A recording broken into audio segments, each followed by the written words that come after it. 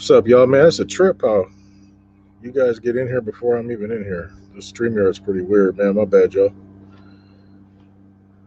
As soon as I open it up, man.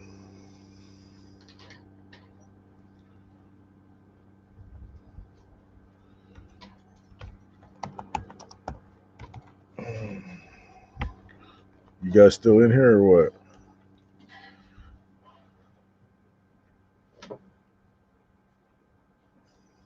There's 10 people in here, man. I see you guys. Jason M, what's up, boy? Flocko's in the building. 4 ring, 8P. Biggie, you know you ain't got no job, man. Stop pretending like you gotta go back to work. Army vet in the house. What's cracking? DC Irish is in the building. That's my boy right there. Hey, it's Hoto. I mean Rojo. 4 ring. I'm very disappointed in you. I'm gonna have to write my congressman. Tell him I'm not very happy. I need some kind of retribution for your transgressions. You know what I'm saying? Why I gotta be a Hoto though? It's not very nice. What's good with it, y'all? Arizona in the house. What's up, boy? Goddamn dogs. It's all good, 4 ring, man. You always been cool. Roger Rabbit's in the building. East Side Sanho, man. Week's going pretty good, brother.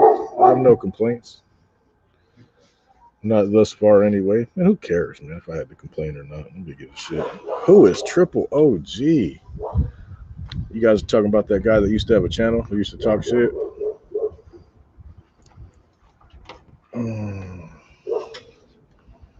Danny Hilding is in the building. What's up, Big Danny? Let's see. Mike Hawk in the house. That's my boy from the Dirty 30s out there in East Side, Oakland.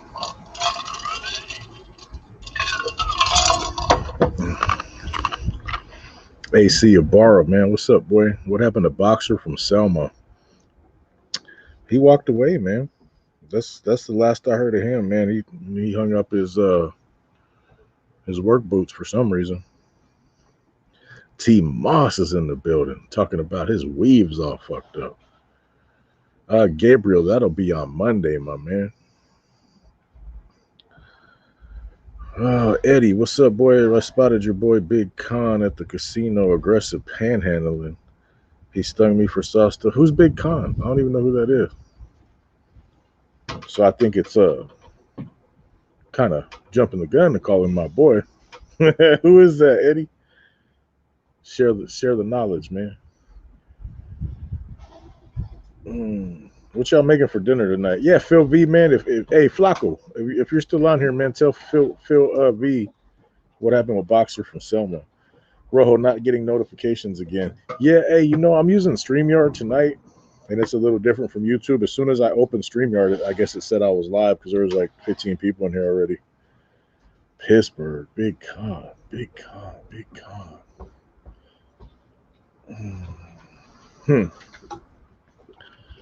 That's right, T Moss. D-Boy in the house. Salvador Padlan. What's up, man?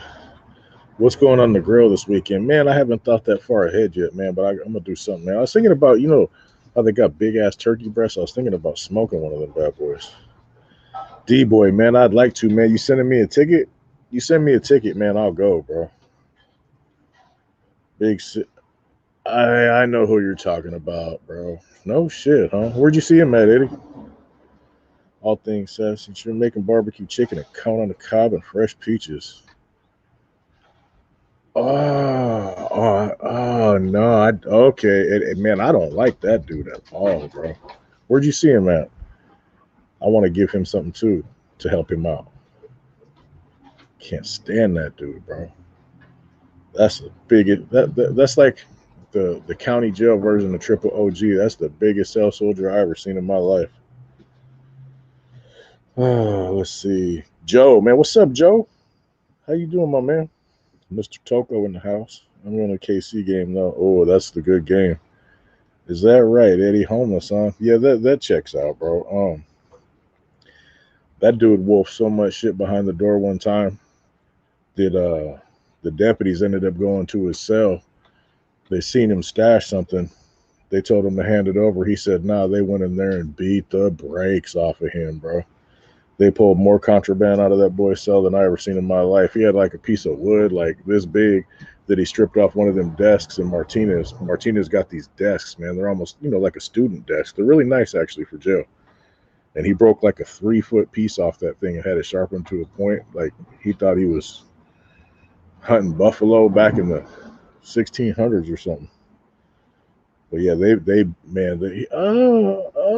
he was screaming. He's like, okay. When is Javier Zubiotti getting out, bro? Man, hopefully soon, bro. That's a good dude, man. That's my boy right there, man. I hope he gets a second shot, man, because he won't fuck it up.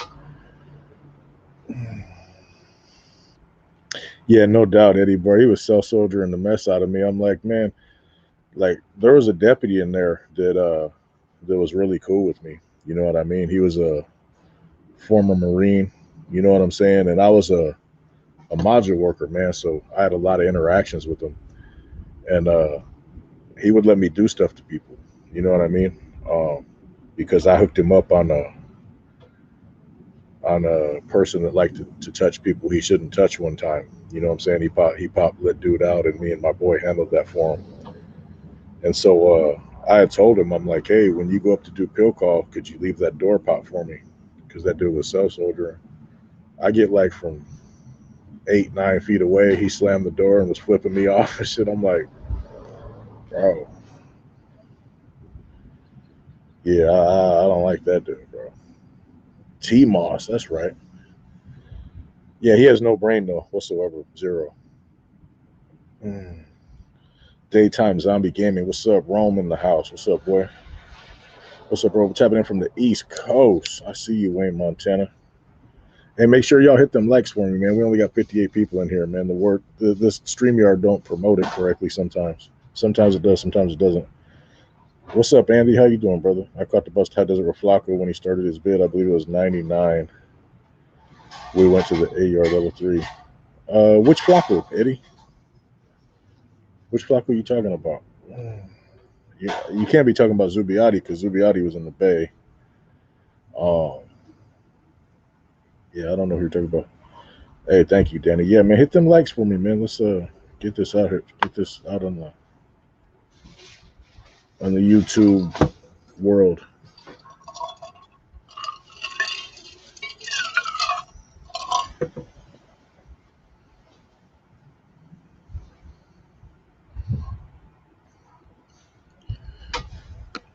Juan Rodriguez, what's up, boy?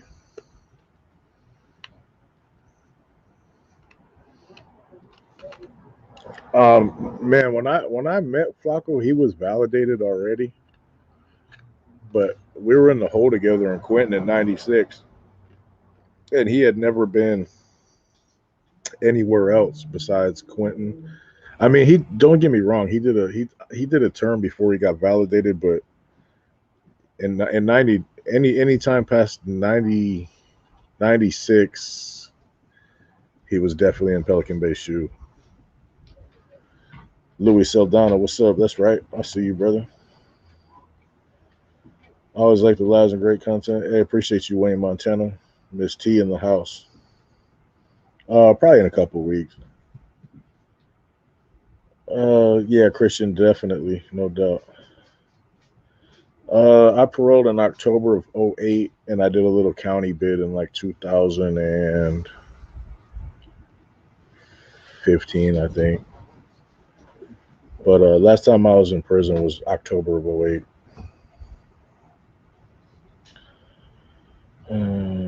Let's see. Why YouTube turn around today's video? Flacco said it got flagged. I don't know, man. It does that sometimes.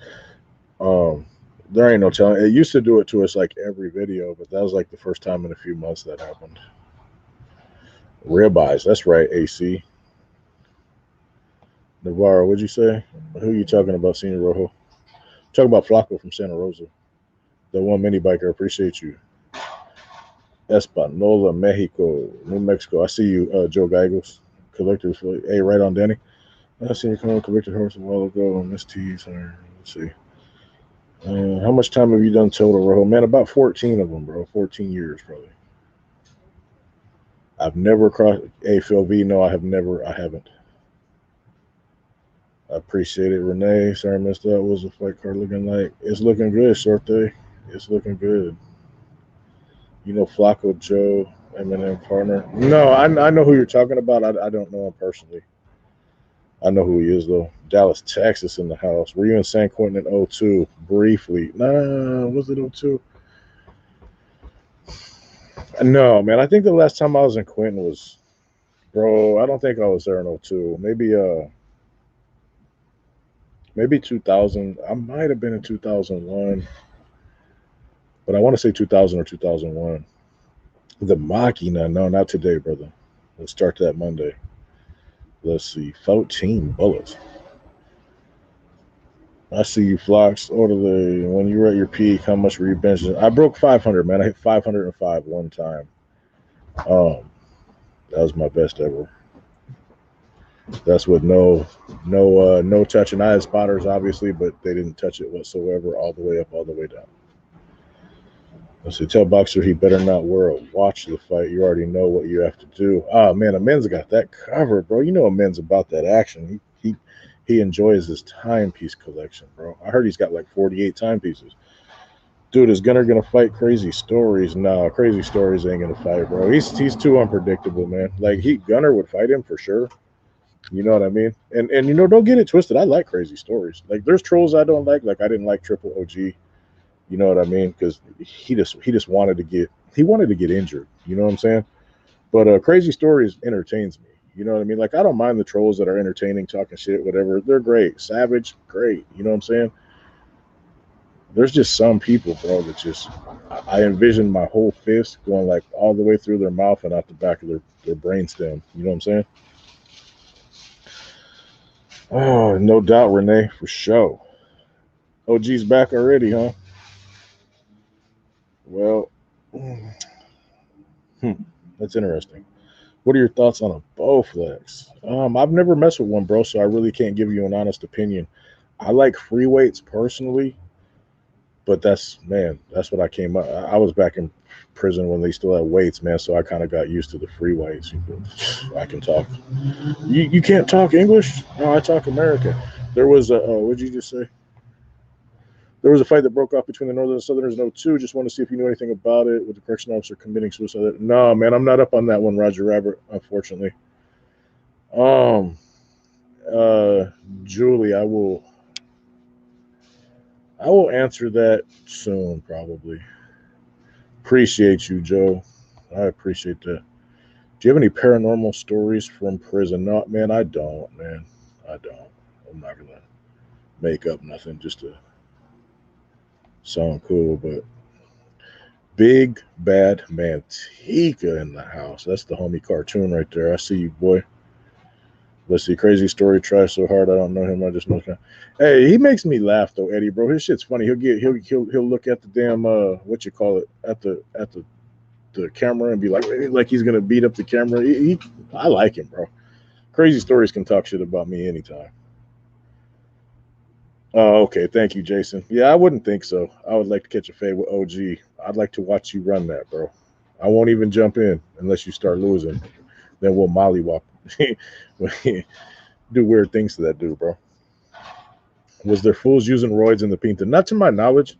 That's kind of a lot to keister for a little bit of satisfaction, bro. Do you get if about a steroids that big, if you have that big of a piece of heroin, you know, I seen some insanely powerful people in prison back in the early '90s, though, when they still had weights. I seen a black dude hit 13 quarters. That's 650 plus the bar. That's 675. That's insane. Here's the kicker. He hit it 12 times. That's real talk. He had 12 quarters on the bar on each side and one on each side, tied with state bootlaces, bro. Unbelievable display of power, bro. Crazy. Eastside Sound, whole Fat Boy Built is in the building. Wines Perez, that's my OG, bro. I don't want to see that match first. You a box? Hey man, it's all Wines. It's just a boxing match, man. You know what I mean? It ain't nothing. We don't got no animosity. You know what I mean? Who wants to jump on with me, man? Hit a one if you want to jump on and shoot the shit with your boy, man. I like to chop it up if anybody feels like showing their face. Jason Reyes, this fool TV is triple OG. Airman Espinosa in the building. What if Keystring is the payoff? Keystring blows ass. The first time, man, they asked me to keister something, I was like, come again? What the fuck you talking? I thought I was getting sex played. But man up, brother. Fart around it, it'll fit. We'll make it fit. Like, damn, calm down, killer. Let's see. Hey, man, Rojo, crazy stories of solution. He said he was getting snorted and a Mexican he was with all of a sudden turned bilingual. He's a real cat, bro. I like crazy stories. I ain't even lie to you, man. He entertains me. Like, I watch his videos. Like, Triple OG, all I want to do is, like, bad things to him when I see his videos. You feel me? There's a difference, man. You know, and everybody's like, why don't you talk shit about Savage? Savage never talk shit about me. You know, Savage don't bother me. You know what I mean? Now, people usually leave me out of the beef because I never, ever, ever disrespect, talk shit, even subliminally about people unless they say something about me. You know, I have nothing bad to say about nobody, bro. It's better to have friends than enemies, or at least acquaintances than enemies. You know what I'm saying? Walked around the cannon, peanut butter, same guy, lit 85. 85, good lord. Yeah, crazy story is funny, bro. How do I jump on with you, man? Hey, you know what I'm gonna do? I'm gonna post a link right here. Oh shit, that's the wrong link. Y'all are about to check out some cannabis sativa. Let's see, here we go. Hold on. Invite. So I'm gonna post a link, and all you gotta do, my man, is click on this link right here, and it should bring you on. He is entertaining. Recently posted that they were saying it. I'm homeless. Oh shit. No, I'm not homeless, man. This is my backyard, bro. You know what I mean? Where I got the background with the graffiti on it, that's my garage. I've done videos in my living room. You know what I mean? If I was homeless, shit, I got thousands of dollars worth of gold right here. I'll pawn that. I'd be staying in a damn motel. I got a shower. But that's fine though. They can say what they want. I live in my suburban. I got a suburban I could live in if I was that homeless. Shit. I got fiber optic internet. I got internet outside. You know what I'm saying? I got internet outside. Fiber optic. You know what I'm saying? Shit. I carry 1,000 on me. It's 1000s right there. I was like, I'd be in a hotel. Shit, you guys see me smoking $80 pieces of brisket. Let's see. Senior, I'm impressed with how much Spanish you know. Oh man, I used to know a lot. You know what I mean? I got Cuban in me, man, and a lot of my people only spoke Spanish to me when I was younger. So when I was real young, we got a potential. We lost him. We had Sanchez. We were just about to let somebody Sanchez in. I used to know a whole lot, bro, but I haven't had no need to use it in so long since I've been in prison in the 90s that I don't remember. King J in the house, Bloody Skype in the house, Octavio. Let's see. So can tell you, Rojo. Let's see. You are the nicest, most respectful, honest, kind person. Hey, right on, Telly, man. I appreciate it. I try to be, bro. I'm down to be friends, bro. I don't want to bicker back and forth. I don't want to, have to figure out who you are for months and months and months and then, show up at your crib. I don't want to do all that, bro. I enjoy my freedom. But at the same time, there's lines. You know what I mean? Hey, Flacco's trying to get in on the live. Hit a 1 if you want Flacco in on the live. Hit a 2 if you want Flacco to go fucking pound dirt or something. Let me see what they say. Flacco, it's up to the fans whether you get in or not, man. Oh, we got 1-1 for Flacco. Let's see some more 2s, y'all. Don't say I said nothing. Oh, 2 twos, 3 twos, 4 twos. Flacco's getting mopped. Oh, Flacco ain't getting in this lie. Oh, they said you could get in if you smash them beans, boy. Flacco's a bean smashing motherfucker. See, what's cool is Flacco can look at me and hear me right now, but he can't say shit. So I'm winning this verbal altercation by a landslide right now.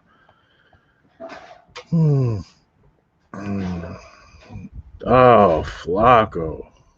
Jesus. I'm just fucking with you. I've seen some of those twos.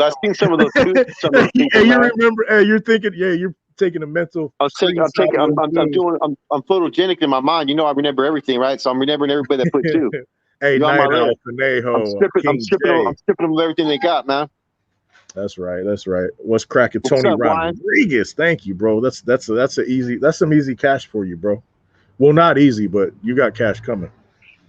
Now let that Vato win. He's in here, bro. John Gonzalez wanted you in here. Shit. It's all good, man. What's cracking though? Chilling, man. How's your day going, bro? Man, I'm just busy trying to beat the heat, man. Ready for tomorrow to drop some hardcore content. You know what I mean? Yes, sir. What are we dropping tomorrow? Shit, you know something I don't know?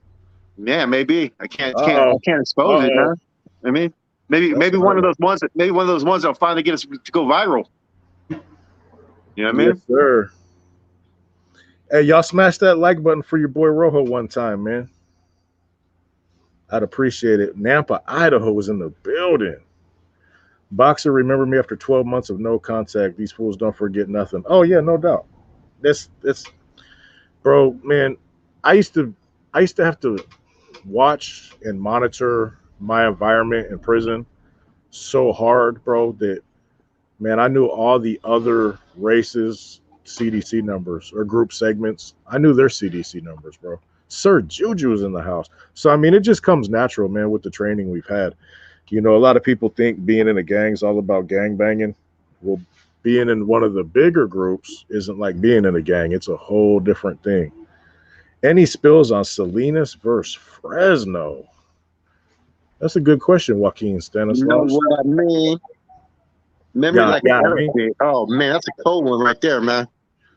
Oh yeah, hey, I used to be. You know what I'm saying? You know what I'm saying?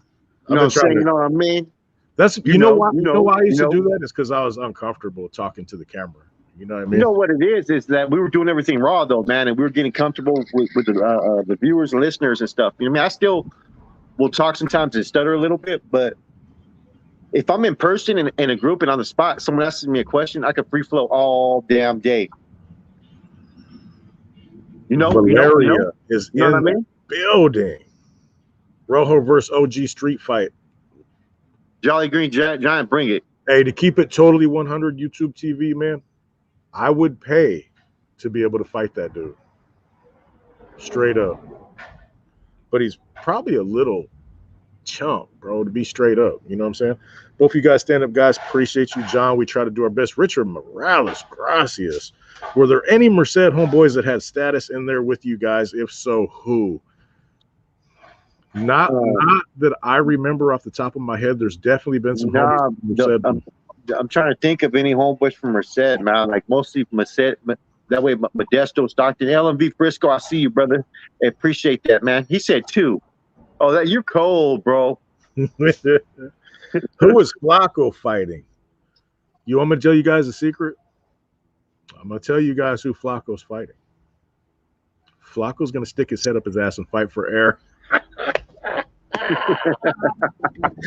Nah, Flacco might get on the card though, man. Flacco's arms can hit me from where he's at right now. Yeah, I got the reach, man. So unless somebody knows how to see personally, bro, and this is no trying to say anything about Flacco, I love to fight taller dudes. Personally, that's me. But if you get a taller dude that knows how to work that jab and knows how to move, you're going to have problems because of the reach. Reach is huge, man. A lot of people. And you don't have to, and that's the thing is, you don't have to move that much. That's what people don't realize. You just got to know angles. Dude, hey, I seen tall dudes, man. They'll have like almost like their ass back, up kind of on the tippy toes on the tops of their feet. body leaning forward, ass leaning back, and just slap and slap and slap that jab, bro. And if they can work the jab and the hook, it's hard to get in there, bro, without eating something, bro. Hey, LMV Frisco, LMV Frisco threw a 2 in there and told Paco to go pound sand. Gracias. Uh-oh. Flaco Rojo, do you guys see Al Prophet video about Fame from Coco County? No, bro, I've never watched none of his stuff, Alexander M. I'm going to check that out, though. I'm interested in what he said about Fame. What do you guys think of Gunner spill on Gilas? I don't know nothing about Gilas, bro. I've met a few people from Gilroy. So I don't know, to be totally honest with you. I'm going to go back and re-listen to it again because I was a little bit preoccupied when I checked it out, man. Why? What's up with it? Did you guys enjoy it or what's cracking? Uh-oh, Flaco froze up on me. Let's see. Airman Espinosa. Oh, we lost Flaco. Cuba, everyone. Who got a blunt rolled, he said. American Chola and OG are the type of guys. Hey, you know, I'm not, you know, nothing against you, Miss T. But we're not going to talk about American Cholo, and the reason why is because he's not really a troll. You know, he has a good channel. He's intelligent. You know what I mean? You know, we had a little bit of back and forth. When anybody stops doing the back and forth with us, we stop as well. So, you know, I don't got nothing bad to say about the dude. You know, everything I've ever said in any situation has only been in response to somebody else initiating some bullshit with me. You know what I mean? So I don't have nothing bad to say about American Cholo if he doesn't have nothing bad to say about me. You know, whether he likes me or not, I don't care. I'm not here to make friends. If you want to make friends with me, great. I'm all for it. But that's not my goal. My goal is to educate based on my personal experiences in hopes that people on the brink of fucking up take a right instead of a left.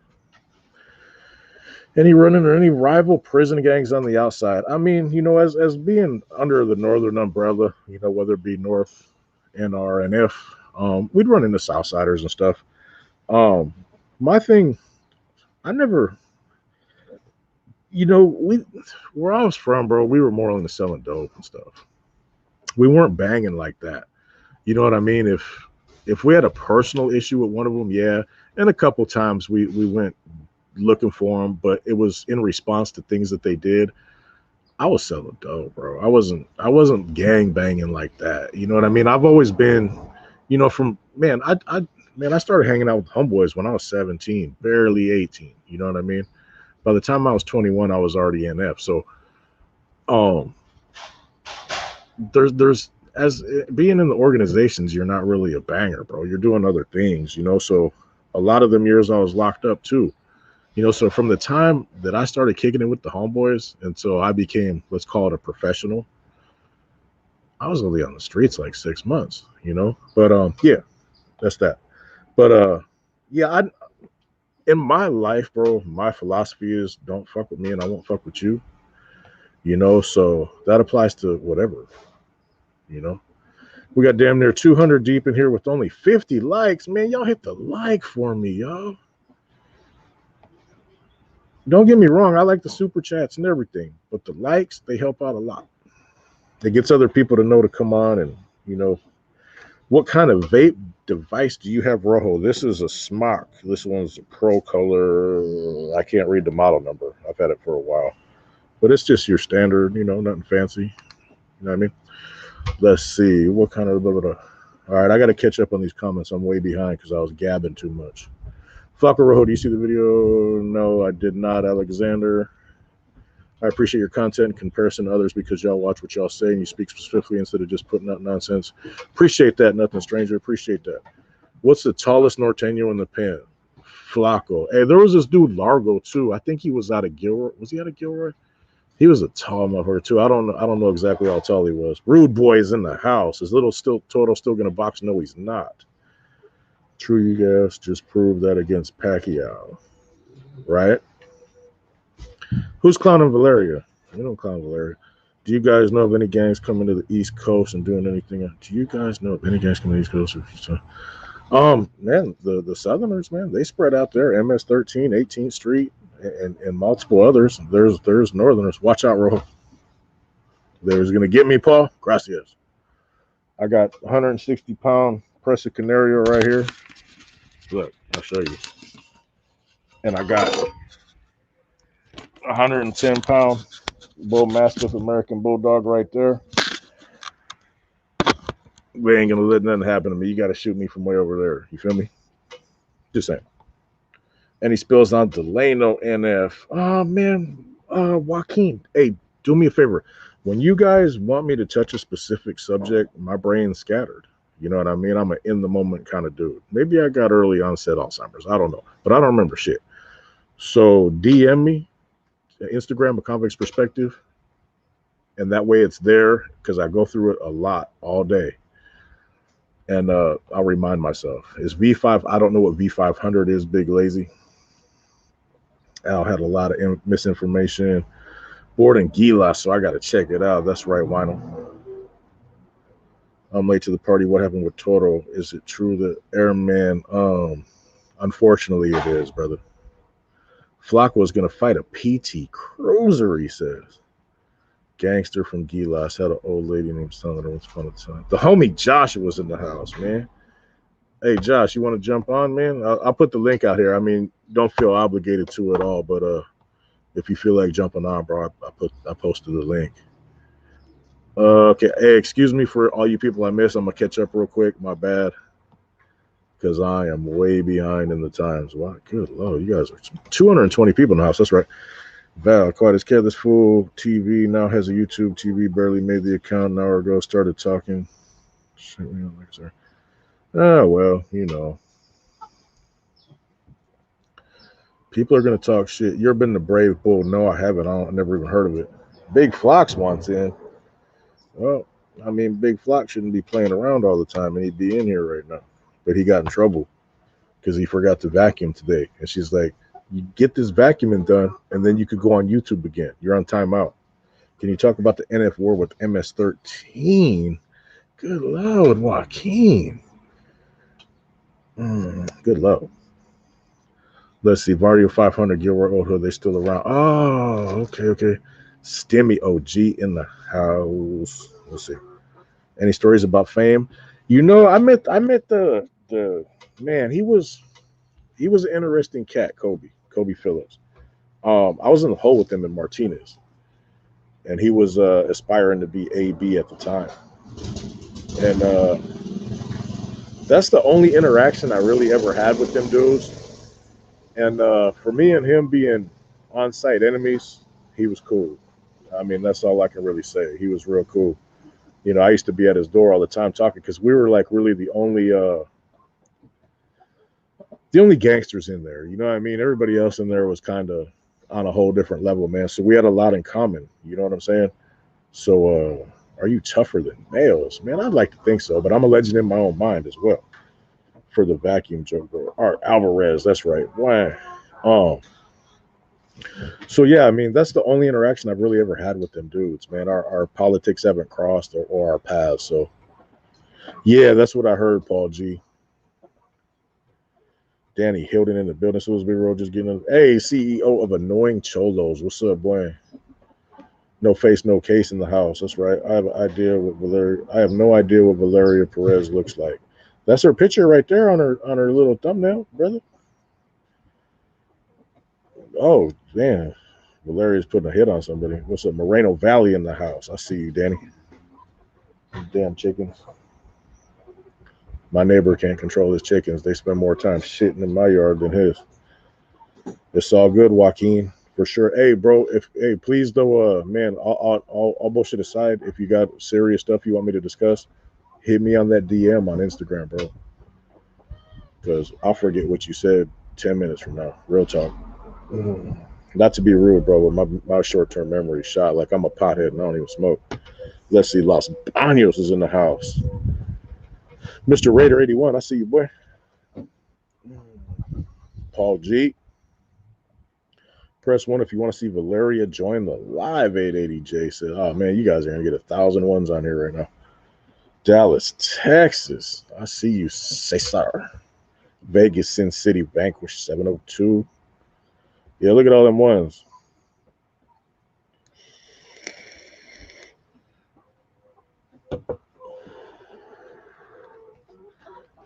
Shag Loke in the house. Donna Wentz in the house. Flacco's glasses. What kind of what style? I don't know, man. Hopefully Flacco will get back on. And he could tell you.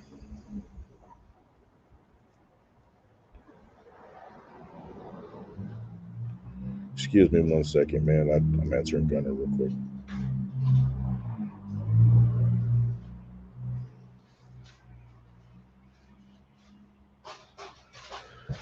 Okay, my bad, you guys. The critic is in the building. That's my dude right there, man. I see you, critic.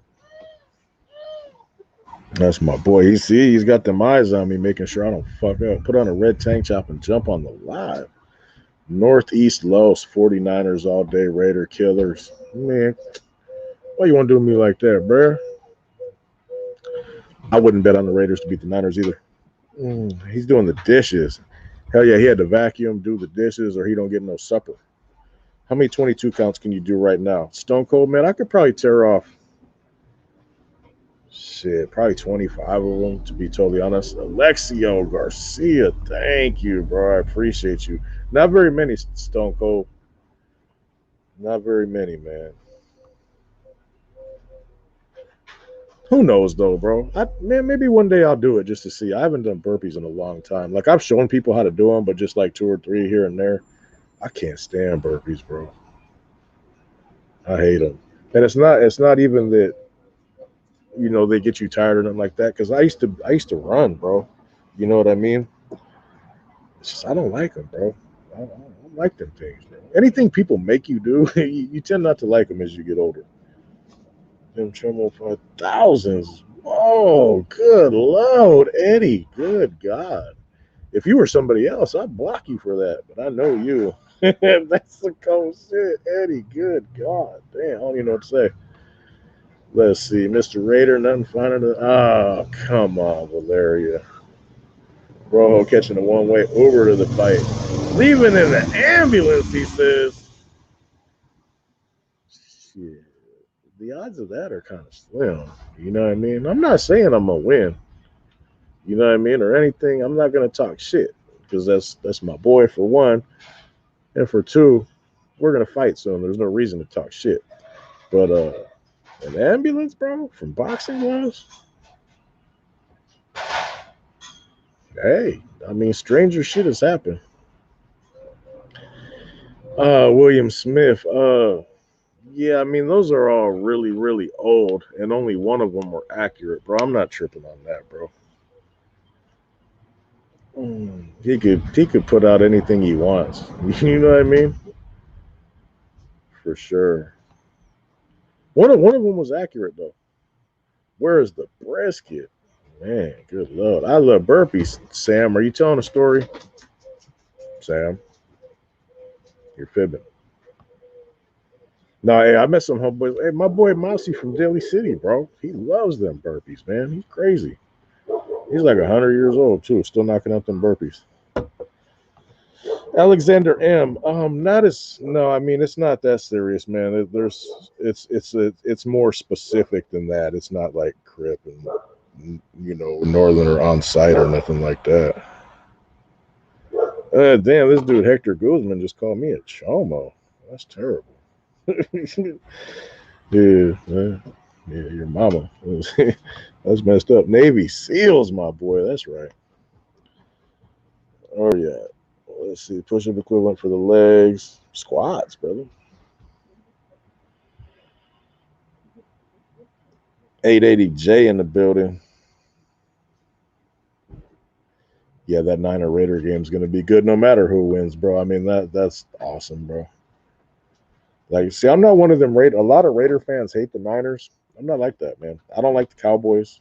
You know what I mean? I don't like the Dolphins. I don't like Denver. But the Niners don't bother me. If we're winning my knockout smash the thumbs. Abby says, that's right. You're going to be sponsored by Mancini Sleep World when it's over. Yeah, it's possible. Shit. I was 36-6 as an amateur. I mean, so I can lose. You know what I mean? But Mike Tyson can lose too. I mean, can't win them all, brother.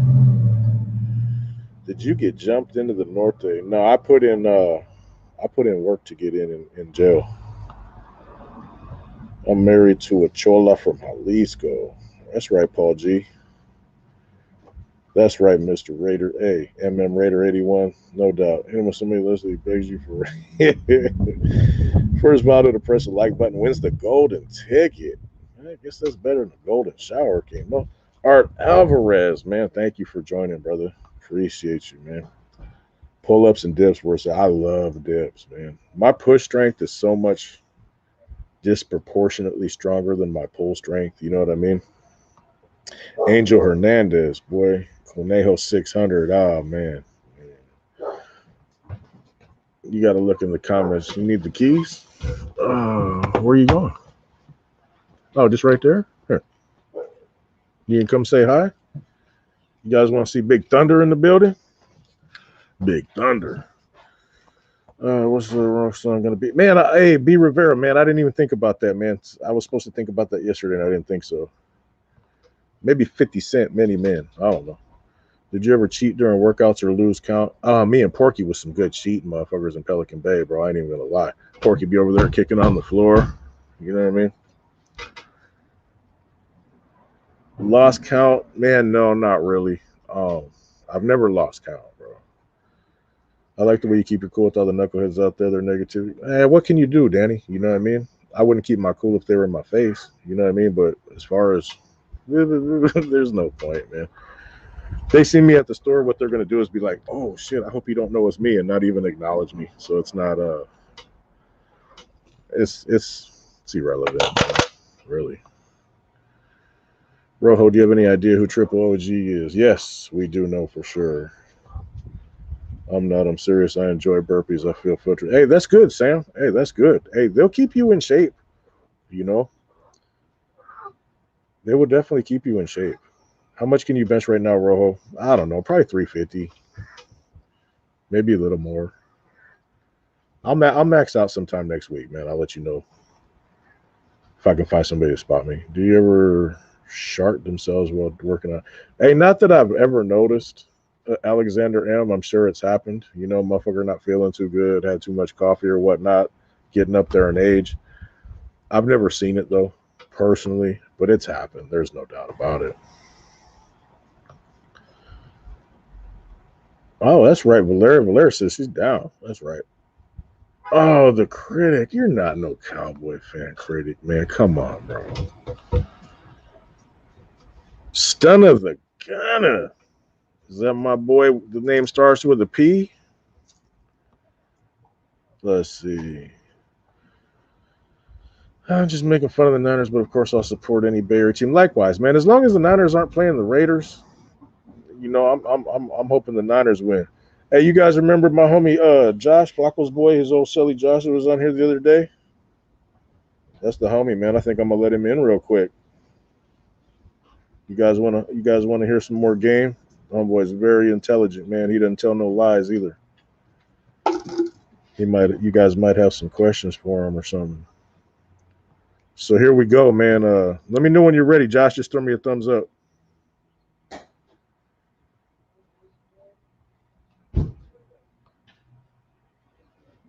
OG Triple G says you're going back to jail. Tell him to sell up with me. Alexio, bro, gracias, man. You ready, Josh? All right, here we go. What's up, my man? What's up, homie? How you doing? I'm cooking dinner, but I figured I'd take a few minutes to chop it up. That's right. What you making? Pork chops and cream of mushroom. I thought you were a Muslim now, man. No, I was Buddhist. I'm messing with you, hey, I was Buddhist when I was in the Bay, so that I can get those double sandwiches. I got a dietary. Yeah, man. Nobody told me that hustle, bro. Right? Yeah, you got. Yeah, the inmate taught me that.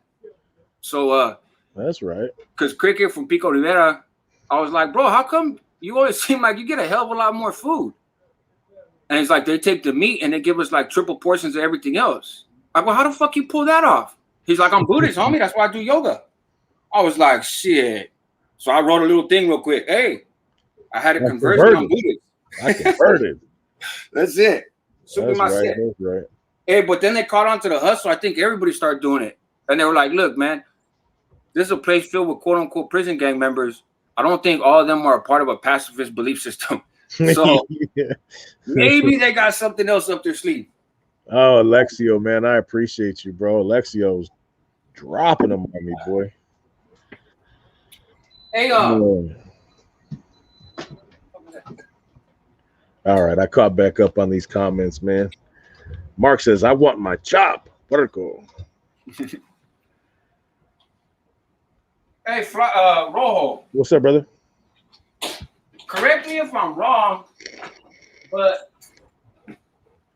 weren't you the youngest seed pulled at the time that you were pulled? No, Corny was younger than me. Huh? Corny was younger.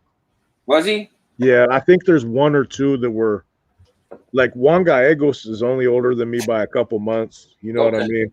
There's been a couple, man, but at the time I was the second youngest behind Corny. Got you. Unless there's somebody that none of the OGs knew about, you know.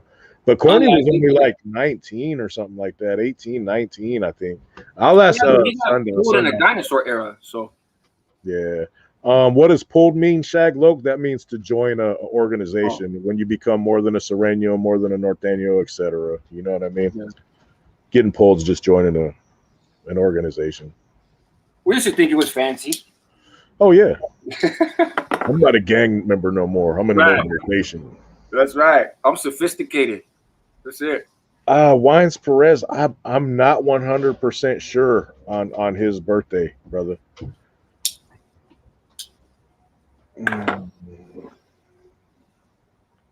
The critic. That'll be Monday. Mark 24. Or how would you say that with two Q's? I'm gonna go with Mark. I'm calling Mark. How old is you, Rojo? I made 47. I made 46 in January, man. You got me by a year. Will you do an interview with Mike Gonzalez? Oh, Green Eyes, yeah. Tell him to hit me up, Richard Serrano, anytime, man. Get at me on Instagram.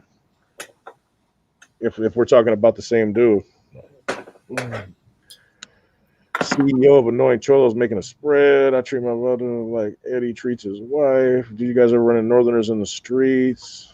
All the time. Being pulled is like getting your wrench. Yeah, I mean, hey, what is that wrench? I was wondering. I hear people arguing about it. I don't know what the fuck it is. That's for moderators, man. So like when you get the trolls in here, they can hide their comments and block them from the page. You got a lot of moderators on. Yeah, man, these are all the people been around for a while. I know they're not no J-Cats or, you know, they're not, because people like, you know, the triple OG type of people, dudes like that, they get the wrenches and then they try to block all your fans and shit real quick. And it makes it a pain in the ass because then you got to go to the main part of YouTube and then unblock them all. It's just a pain in the ass. Nobody wants to spend that time. So you just got to be careful who you give your wrenches to. Right.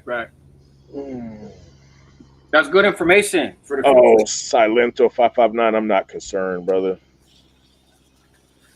Artie Moran send out the hung. That's right, boy. Driving to work, listening to my. Hey, Sinister, I see you, boy. Shag Low got put in time out, man. Man, it happens. Hey, moderators make mistakes too. And another thing, sometimes, like right now, we got 234 people in here. Man, sometimes you guys type so much that as I'm trying to type on your message, it keeps going up and down. So you get up there and try to catch it and block it, man. You accidentally block the wrong person sometimes. So, I mean, all my moderators that are in here right now, I trust them all. You know, I don't got any that I'm about to take their wrench away or nothing like that. But so I don't trip, man. If accidents happen and you feel like you got blocked, just hit me up on Instagram or whatever, and I'll take care of it, man. Days Bags, boy, what's up, my man? The Critic 408 is definitely in the building. Let's see what's up. So what's today's lesson, man? Josh, I know you got a lesson for everybody today, man. Tell us a story, brother. I always got a lesson, but I know you do. That's why I'm saying. Let's think. You know, it's a popular phrase, right? Forgive but don't forget, right? No doubt. And it's kind of an oxymoron, right? If you first think about it, it's kind of it's like working hard to calm down, right? Like, how do I necessarily do both? And I think what it means is, and I'm no expert on nothing, right? I mean, I'm pretty good at messing up, but that's about it. But I think what they mean is, you know, you forgive people that burned you. And I know since I've been home, and I've been home a long time, but like I've given certain people passes, right? That I wouldn't normally do for various reasons. But that shit would haunt me, right? Like I'd be sitting back a year later, man, that motherfucker. And I'd see him on Instagram or I'd hear about him from somebody. And man, how dare they be out there doing good? Or how dare they be so comfortable? You know, do their homeboys know the truth, right? Or man, if they only knew, the former me would have done something. But the current me was like, I'm not going to forget. And I think I had misunderstood what that meant. Is don't forget the harm that they caused you. Try not to put yourself in a situation for somebody else to harm you the same way, whether it's a toxic relationship or some shady friends or whatever, right?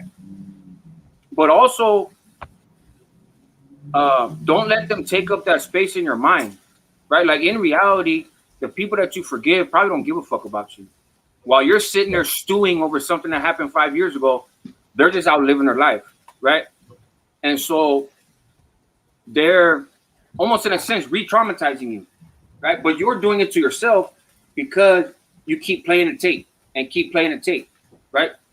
So instead of don't forget how they burned you, don't forget that that shit's over. And you're allowing them, in a sense, to burn you over and over again. But you do that to you by holding on to those grudges and holding on to those resentments, right? So either get off, which I don't necessarily, I'm not encouraging people to do. But the old saying, right, shit or get off the pot. Don't just sit there forever. Like, you can't live your life if you're sitting on the toilet. You know what I mean? The life is passing you by and you're stuck in the bathroom. So either sit and handle your business or get off the pot and walk out the bathroom and enjoy the fucking day and stop letting these people live rent free in your head, stressing and getting anger and getting drunk and if I would have and I should. And bro, I pulled up to people's workplaces with a 40 cal 7 years after they offended me, right? And I'm like, I can't wait for them to come out from working on the docks in Oakland. I'm gonna fucking do. That's retard shit, bro. No disrespect. I think it's the politically incorrect term, but like that person ain't caring about me, and they wound up not working there anymore, and I didn't know. Right? But so I'm taking penitentiary chances. For what? Right? Because I'm a father. I got my old lady. My life ain't perfect. I don't have everything that I want or whatever, but I'm not locked up. You know what I mean? And so you got to think about what's most important, right? Okay, they burn me. I whack them. I go back to the joint. My kids grow up without a dad. And I was thankful that I didn't have kids before I went to prison. And it wasn't for lack of trying, right? But I feel like it was a blessing that I didn't. Because most of the men that I knew in there had kids. And then once I started having kids when I came home, I was like, fuck, man. Like Father's Day, I think of all the dudes locked up with kids and how rough that must be. You know what I mean? Yeah. And I'm out there in the streets trying to raise other people's kids because their dads are gone, you know? And I'm trying to encourage them to put the guns down and, hey, bro, there's another way and whatever. And it's not my role, right? I mean, it is because I'm the one that's out there. But I know 9 times out of 10 that dad would rather be teaching their son a lesson or their daughter a lesson than me. You know what I'm saying? I'm not the best person for the job. I'm just the best that's out here, right? I mean, other people too, but you get what I'm saying. I don't want that. I don't want to raise other people's kids.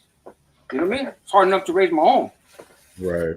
But I feel like I owe my community, you know, because I was one of those jackass kids, and I was somebody that stuck to the script, and I sang for the choir. You know what I mean?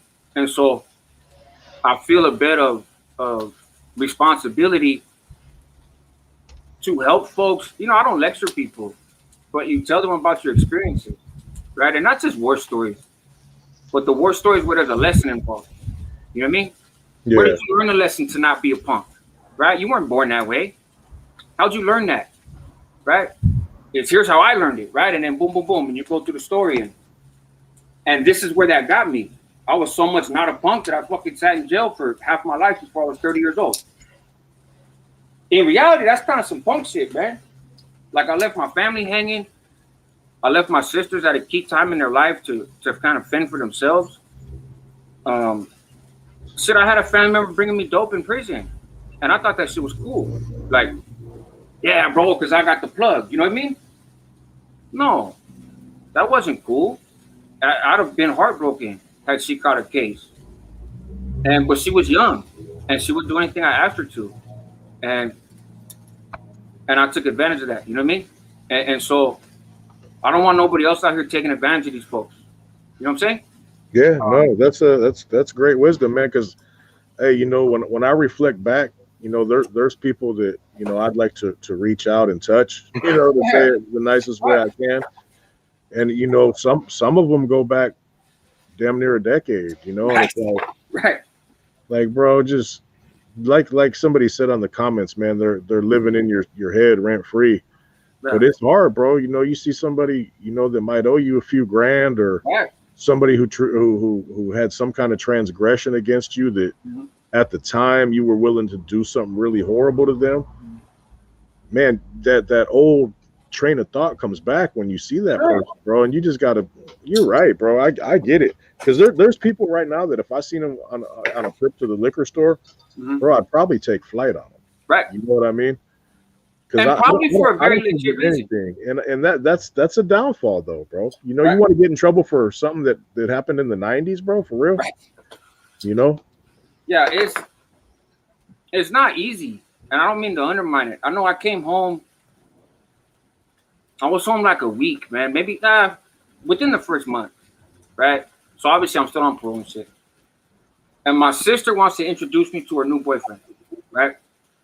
So we go to this little bar, and it's a small little bar. I'm not very comfortable just off top because I don't like those environments, right? What's up, Gun? Hey, what's up, Gun? And so all of a sudden, my other sister comes. Excuse me, Boxing Negro, gracias, bro. Hey, Valeria, he likes white cake. So she comes to me and she's like, "Hey, bro, be cool." I was like, "What you mean, be cool?" And she says, "Casey's here. Casey's the dude that snitched on me for my case. I actually shot somebody because, long story short, Casey had, you know, and he was a homeboy, but he was kind of like a suburb homeboy. We used to go to his house and kick it and drink because the cops didn't sweat us, right? He lived off of Clayton Road. And so this dude pulls up fresh out of YA and gets an attitude with Casey in front of his house. I had just been there, and then me and my brother left. And Casey's like, "Hey, fool, you know, you got to respect my house, this and that." Dude calls him out. What the fuck you going to do about it? Right? So Casey goes in the house and gets his little revolver that we had given him, right? Like got him from a knock or something. So he comes out his room like Billy Badass, loading the pistol. As if that alone, the dude's going to pucker up and run away. Dude's like, "Fuck you going to do with that gun, homie? Use it." Casey's like, "Oh, man, you know, just why don't you just leave?" Right? No, that's not how I was raised. That's not how most people around me were raised. So we get the little 911 page, right, back in the days of pagers, and we go over there.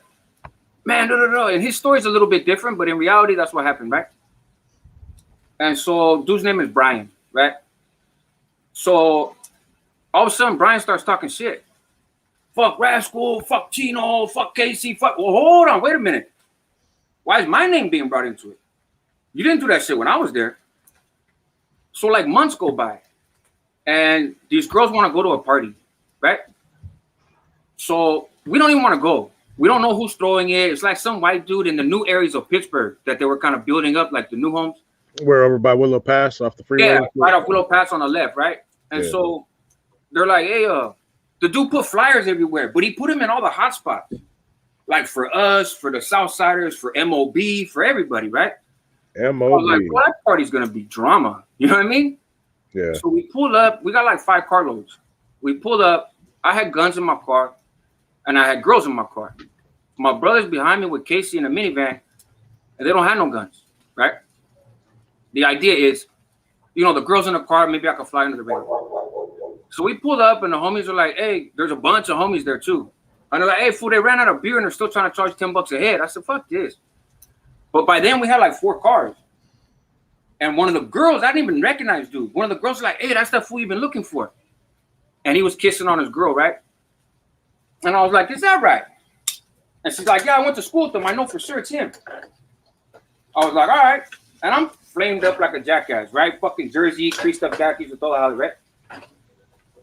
So I hop out the car in the middle of the party and I go to the van behind me and I tell Casey, here, bro, take that same gun back. There's that fool right there. Handle your business. Nah, bro, I mean, I'll whoop his ass. What's whooping his ass gonna do? He dared you to shoot him.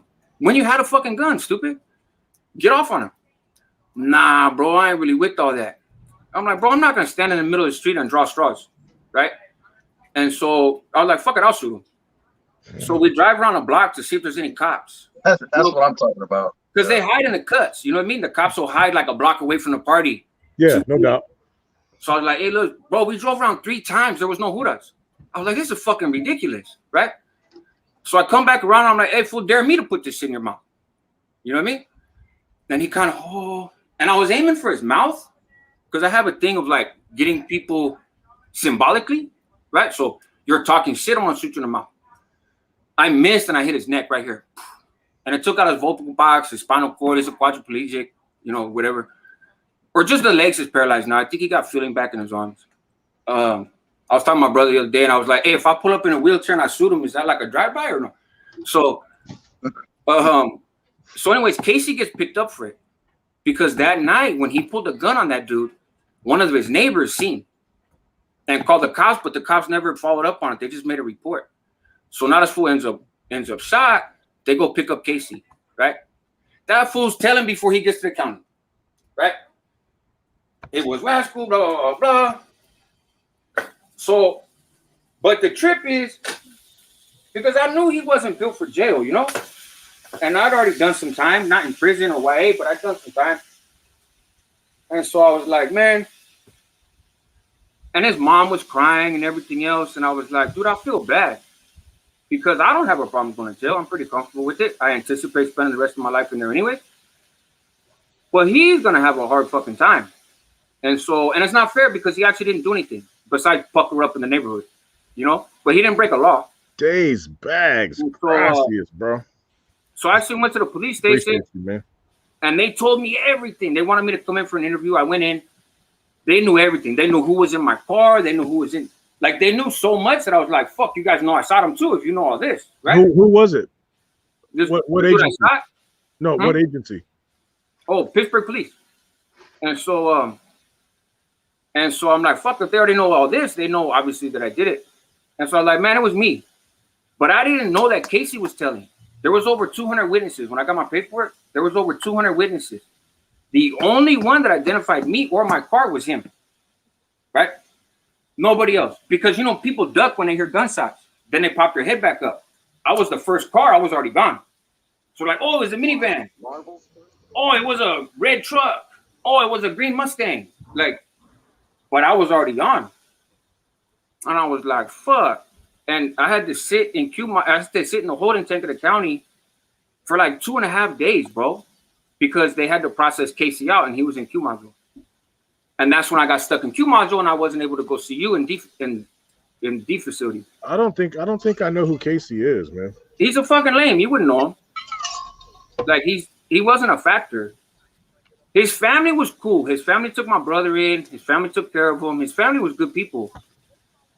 His daughter, his wife, his sister, she wound up becoming a Christian, and her old man, who, you know, claims that he was the baddest in the neighborhood. He really wasn't, but it makes for good preaching. So they became preachers and just kind of do their own thing. But I think she told on me too, but I'm not 100% sure. I don't really care.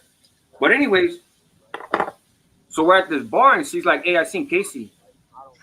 And so, and I was like, fuck, where?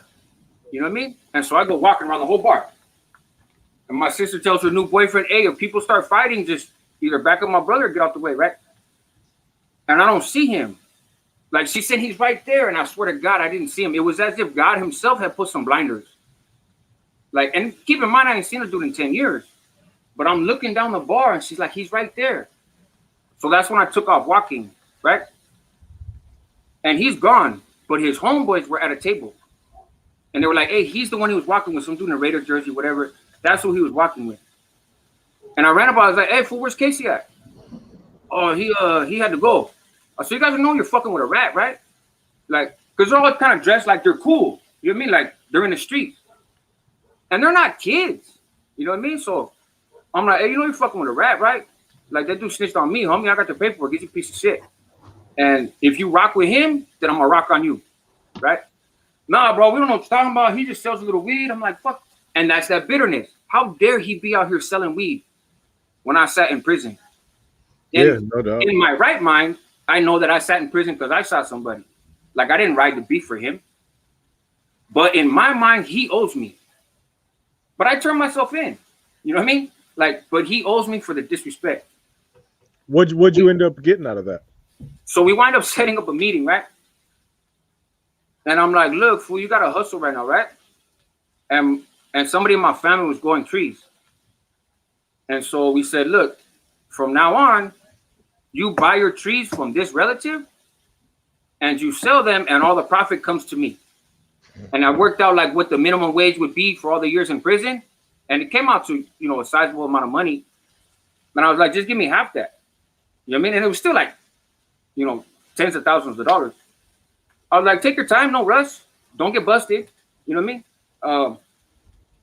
I said, that's at minimum, bro. And that's giving you a pass. Was this the case that you spent all the time on? Yeah, that 9-year case, yeah. What did they charge you with? Attempted murder with a firearm. Man. And so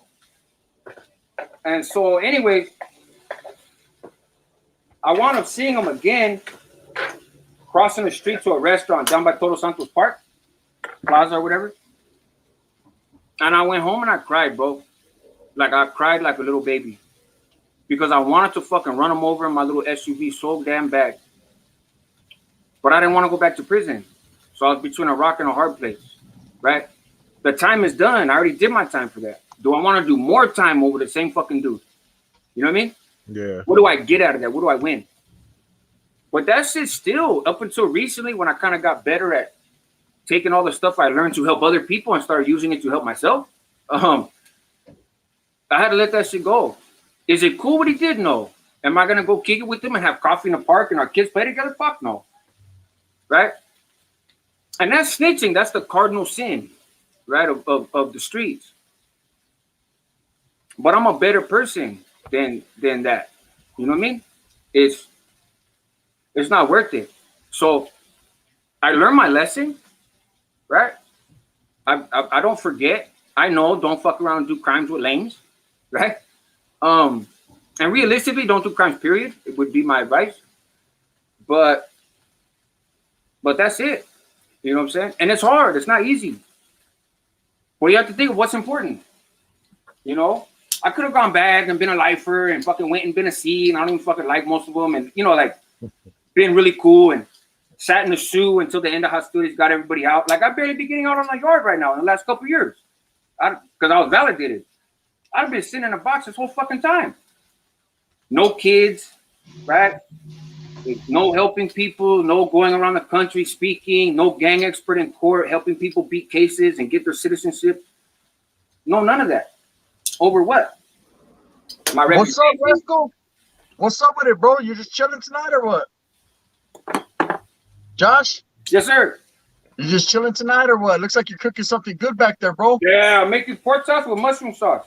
Oh, wait, and in that fashion, I'm fuck. Yes, sir. Hey, being a single dad, I had to learn how to cook more than just using my light and towels and shit.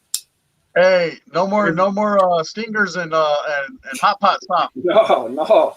Hey, they said Lil Mama got another channel already. Oh, you know, it is what it is. You know, ain't no one tripping. What's the new channel, man? You know, it's cool. Hey, people make channels and slander and secretly love me and secretly love you, and it's all good. You know what I mean? Hey, who's that girl, Tracy Spencer? Tender Kisses. Eastside Fresno Rob is in the building. I'm not tripping. Hey, what What's up with it, Rojo? I seen you guys on here. I had to jump on, bro. I just got out the shower. I'm looking all motherfucking so fresh and so clean. I'm ready. just chilling, man. Big Josh jumped on, man, and gave a little bit of words of wisdom, and then told a little story and stuff, man. We're just chopping it up with the people, man. That's right, man. Ain't nothing to it. Hey, Josh is a cool homie, bro. He's making pork chops and he's gonna deliver me some. He hasn't said that yet, but I already know what he's thinking. You know what I mean? Hey, he's about to jump in the Escalade. Hey, you could throw a couple of those pork chops in a. Ooh, wait, those motherfuckers look good too. You could throw a couple of them in a Tupperware, and then I got the hookup with Uber Eats. If you type in homeless bone, you'll get 10% off. He said if you type in homeless bone. I'm looking, I only want a cream of mushroom, but I can't find the fucking cream of mushroom. Orderly Wines Perez. That's the OG homie right there, boy. Give me 1 second. Hey, that's right. Hey, that's right, Wines. You already know, bro. Hey, coming from where we come from, bro, we've been hated on and delegated on since the beginning, so ain't nothing new. No. That's what it is. Right, now we're just getting hated on for different reasons. It's all still the same hate. Hey, y'all, if anybody knows that Lane's new channel, man, post it for me one time. Yeah, I've been hated on my whole life. I ain't nothing to it. Oh, fuck, yeah. Who cares? You know what I mean? Hello, pork chops, but that's it. Let me know when you brothers got time to look up Brian Trio from Kingdom Music. Most definitely. You heard of that, Gunner? I haven't heard of it, man, but I've been getting in my DMs in my Instagram. I've been getting a lot of good music, man. Especially coming out of Fresno. Them Bulldogs, man, they're going banger for banger, man. They're dropping some music. So I'm always on the lookout for new young talent, someone to throw on the playlist, Five is in here. Where's the cream of mushroom? Damn it. Hey, we need that cream of mushroom. Hey, because that cream of mushroom she made pasta and fucking that's not a good look. We forgot that she made pasta and used it already, the cream of mushroom. So now I just got fucking like 10 pork chops and that's it. So now she's gonna go in the kitchen and fix it. Yeah, that's right.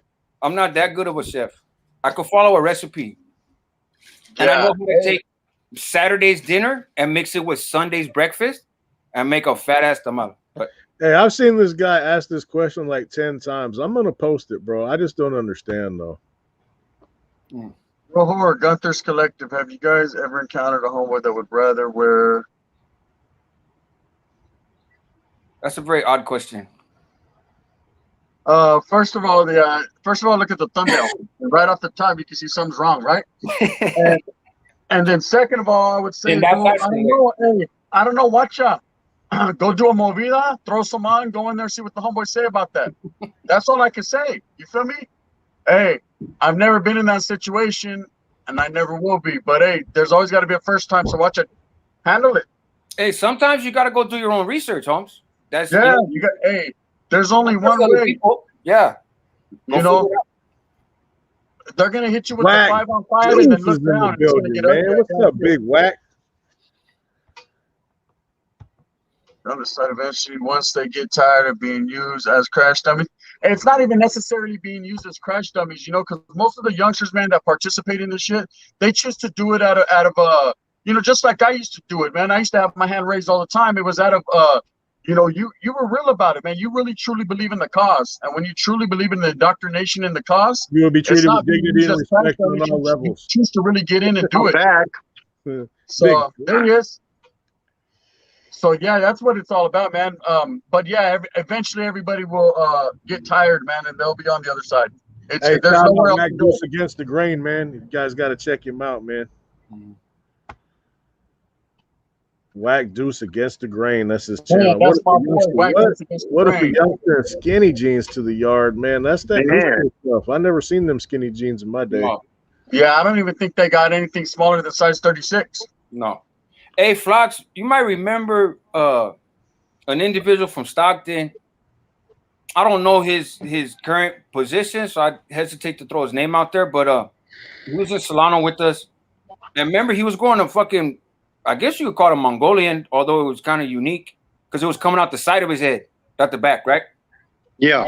And he had his last name tattooed across his back in graffiti letters, like subway graffiti, right?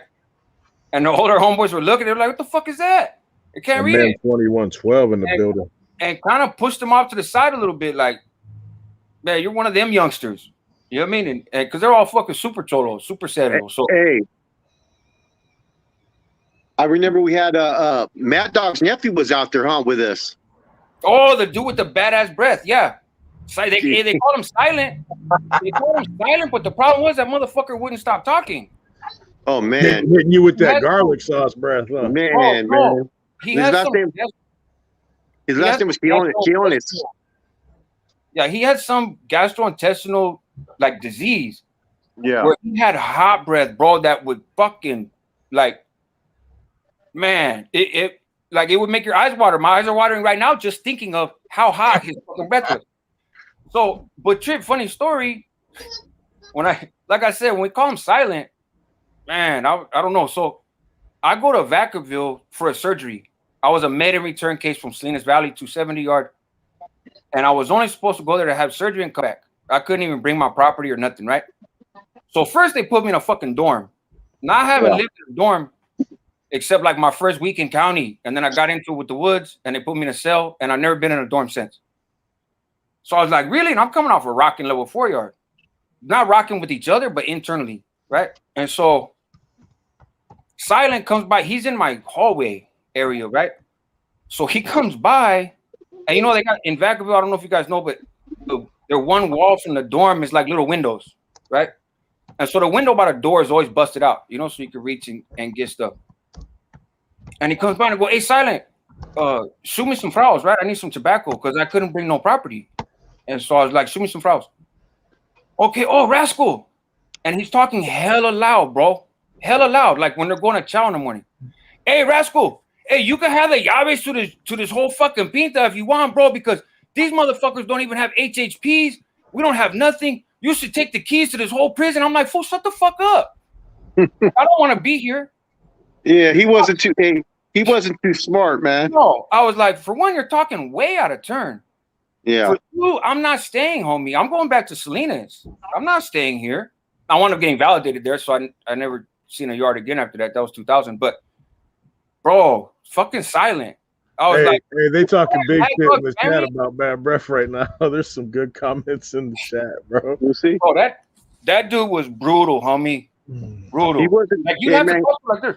Hey. The only reason why he remained on that yard was because of who he was related to. Otherwise, he would have got removed just for that breath. Right. Because he was from Stockton. His last name was Quinones.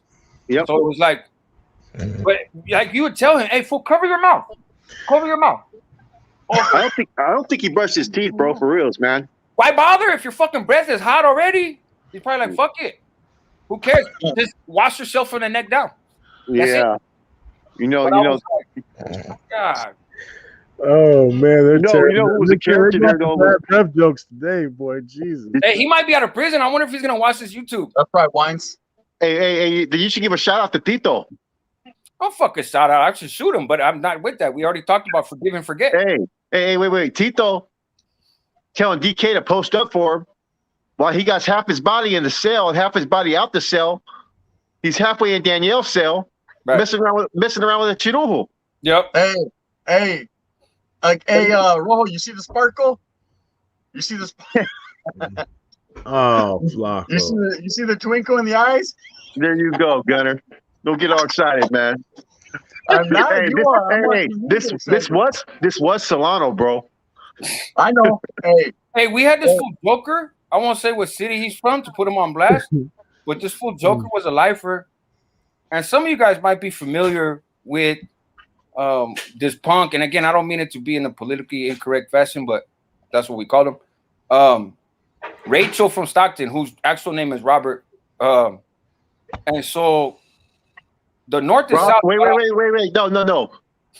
His name is Richard Ramirez. Believe it or not. Hey, watch out. Hey, Rachel had hands though. No, that's what I'm saying.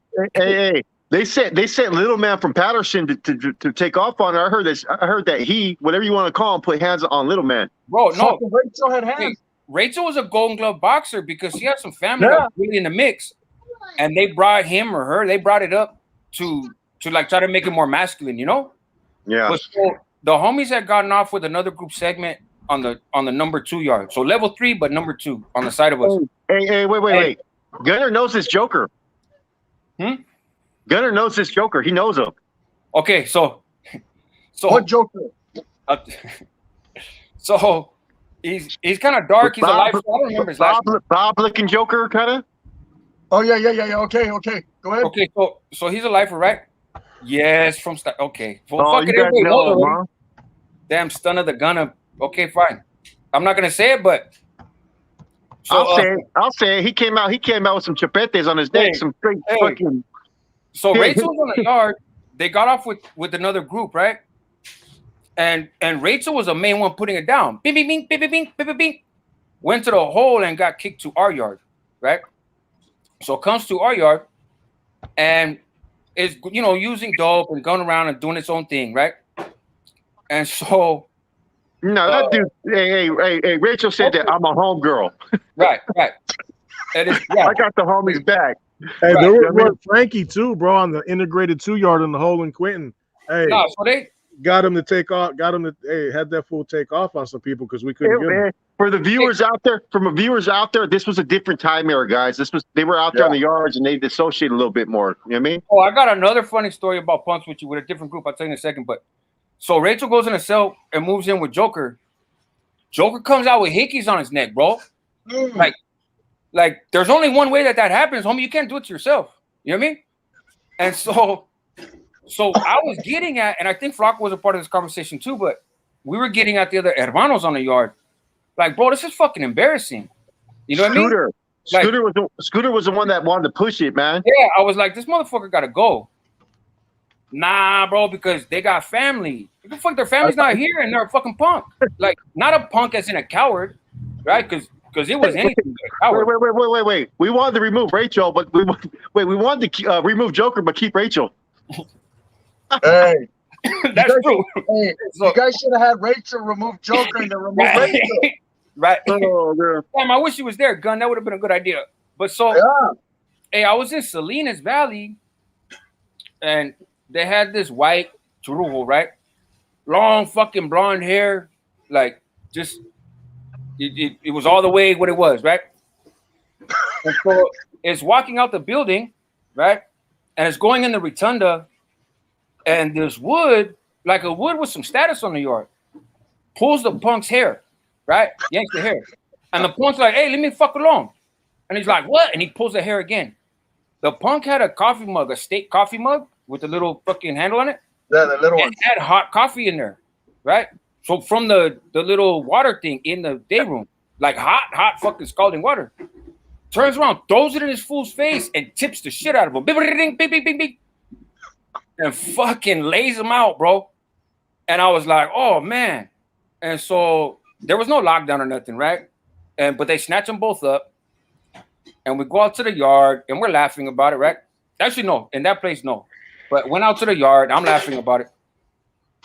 And then the punk comes back, right? But the dude that it took off on doesn't. Just the punk comes back. And I was like, oh, the Woods are going to fucking whack them. Like, we're going to see some bloodshed now. You know what I mean? Like, you let a Chorujo take one of your boys out. I'm excited, right? I want to see bloodshed. You know? No, it doesn't happen. The punks just welcome back on our yard. I was like, wow. Like, see, that's a whole different era right there that none of these guys will experience, because nowadays punks aren't even allowed to walk the yardas. But back then, what people don't understand is the politics were they were already implemented, but you had kind of had a choice whether you were going to be role structured basically or unstructured. There was unstructured norteños on the yard at that time, or a little bit prior to that. You know what I mean? Yeah. So that's what a lot of people don't get. They're like, hey, how can these guys be on the yard? Oh, there was a lot of them on the yard. There was. Jennifer says hello's in the building. Yeah, a lot of times, like in Solano, as Flacco has talked about repeatedly, right? The numbers were deep.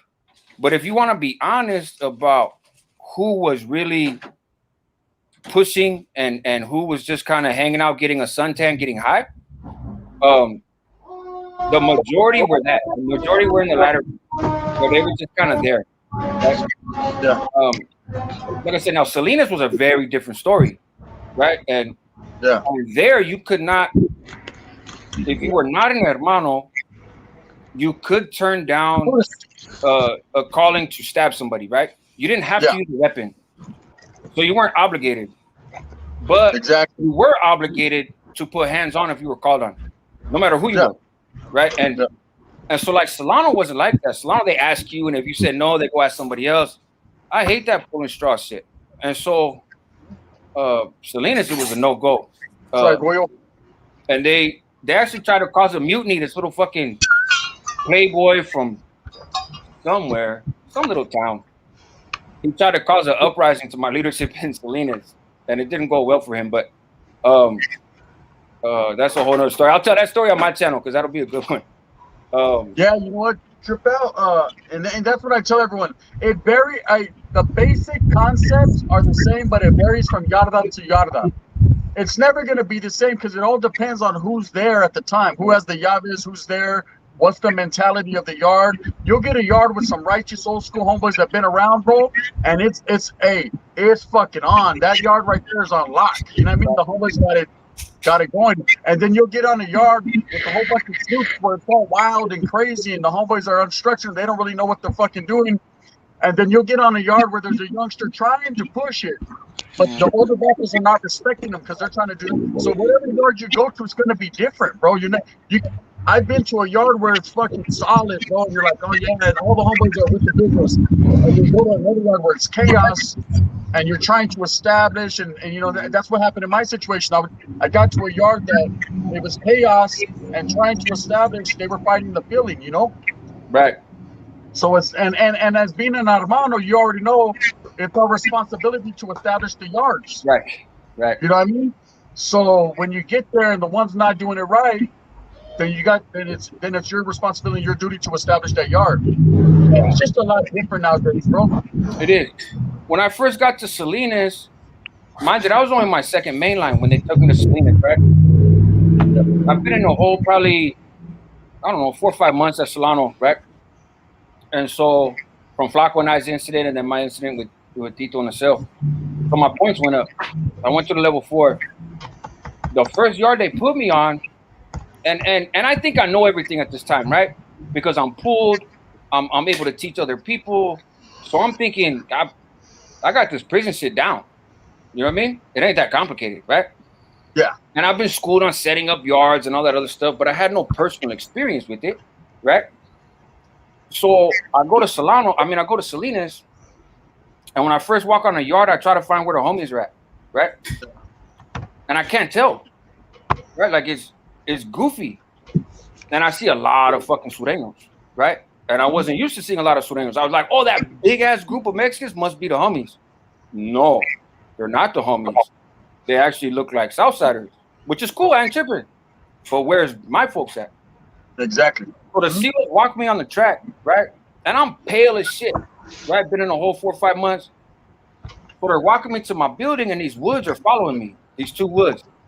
And mind you, we just got off of woods in Solano. So I have some, damn near some prejudice, right? Like not just group segment prejudice, but like, fuck these guys, right? So I'm walking, and these woods are following me. What's up, Wood? What's up, Wood?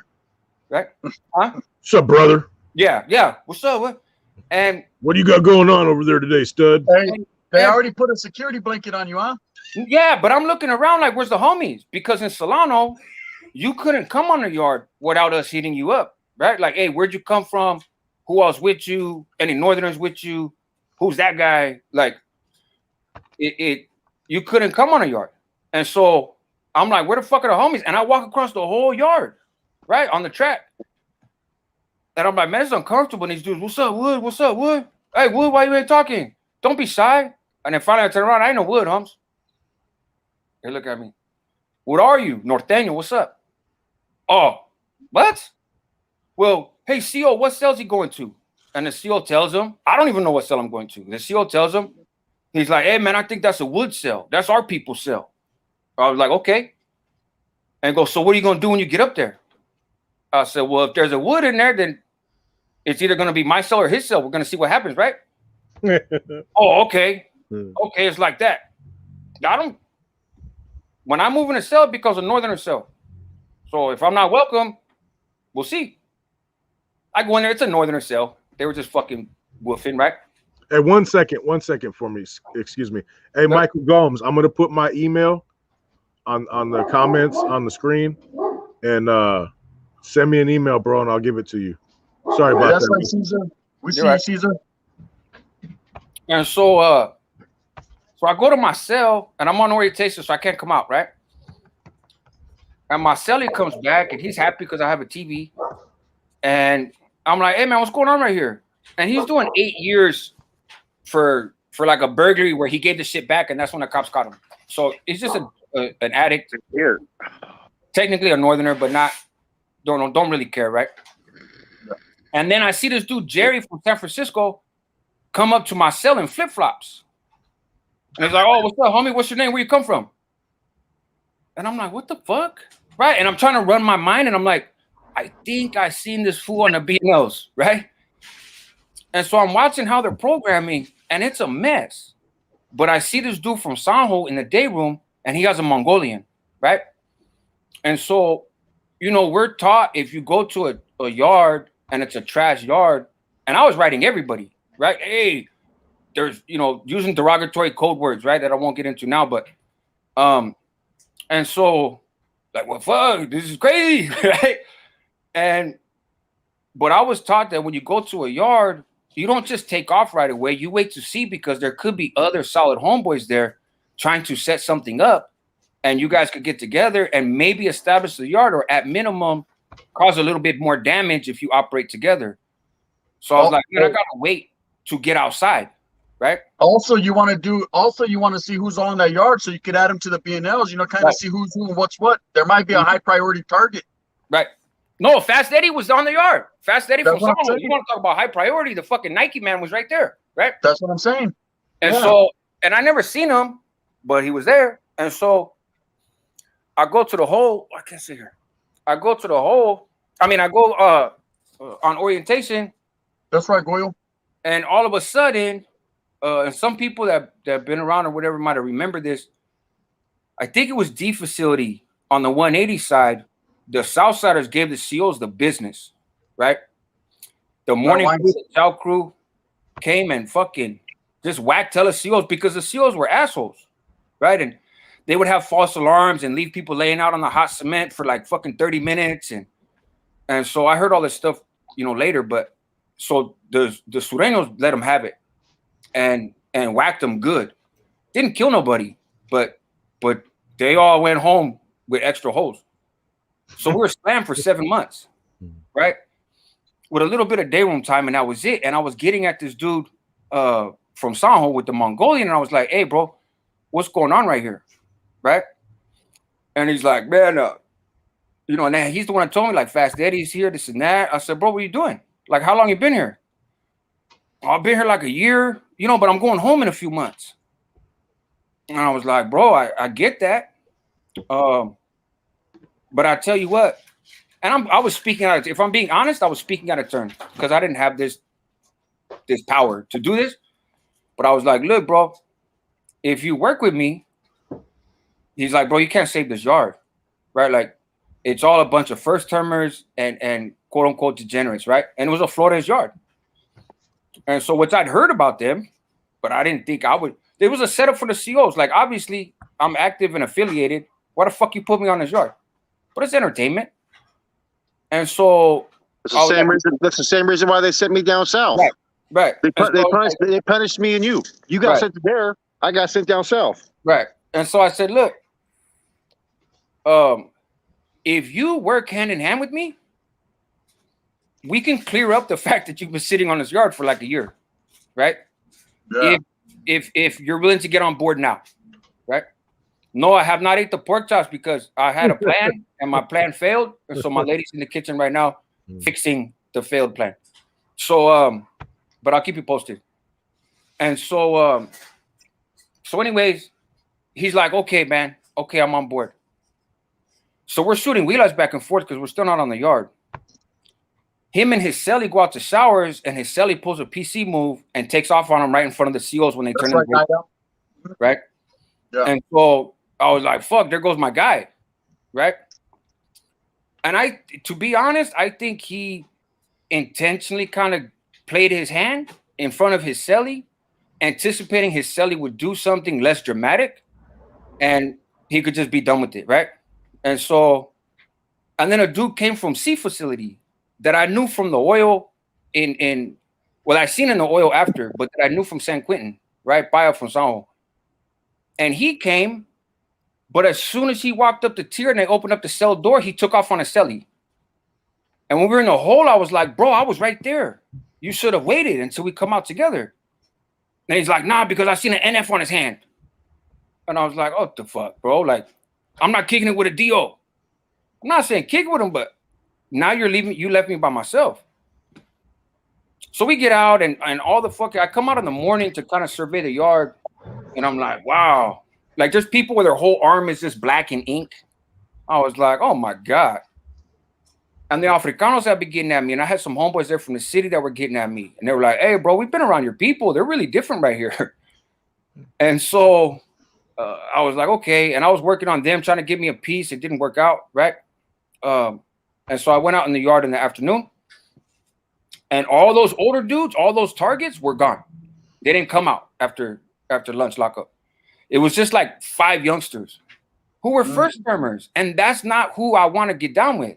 Right? Like, I wasn't, trying to get them. You know what I mean? Yeah. But that's all that was out there. So I wind up getting off with 2 of them. They cracked my head with a steak cup.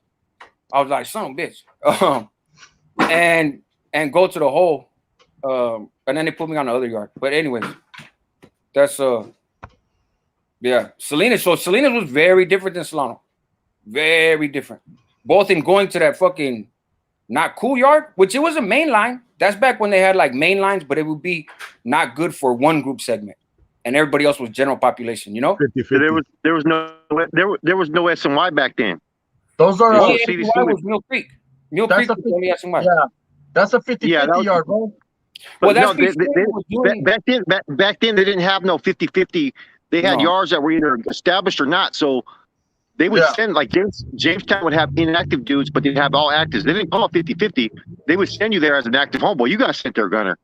You know what I'm saying? No, I know that. I'm just saying. I'm saying later on, then they started to call them 50-50 yards. Yeah. And what he's talking about is a yard where, say, the homeboys are non-active, but every other group segment's active. Right. When they flipped Lasson yard, that's where it was established as a 50-50 yard. Then when we got there straight from Tracy, they put us all in the oil. There was like 80 homeboys, and the Woods were getting off with the non-active Northerners, took them all off the yard, and then they flipped it to active. And the Woods weren't tripping with us, right? Because we're a whole different group segment, right? Yeah, the politics was weird, and the changes and how fast changes happened, and the rumors. You got to remember, like for the listeners, we didn't have no cell phones in prison back then. You know what I mean? Yeah. So we couldn't just call somebody to run a check. Right. And most of us weren't dumb enough to stalk on fucking state phones. Right. And so rumors would fly. I did get DK validated, though. You got him validated? Oh, for the record, let me clarify.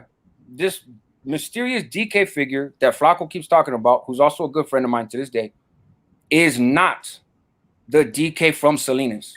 So I seen on the last one, everybody was in the comments, DK from Salas, he's dead, he's not dead, blah, blah, blah. He's no good, he's good, he's this, he's that.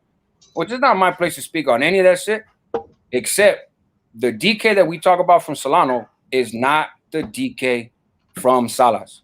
He's from Marin County. Hey, so man, how do you function? He says, how do you function as a non-active around a bunch of active Woods and essays? It's like this, bro. They're still going to, even though they're non-active, they're going to still continue to hang out with their own for safety and security of themselves. So just basically they're not functioning under any politics. They're still going to kick back. It's like a group of homeboys at a park. They got each other's back. That's it. You know what I mean? And the Southsiders are going to do their thing. The Woods are going to do their thing, and they're still in there making moves. It's prison, man. At the end of the day, they're still convicts. They're still in the game trying to get tobacco. They're still trying to wiggle. It's really no difference other than they're not conforming to the NS rules, regulations, and policies. That's it.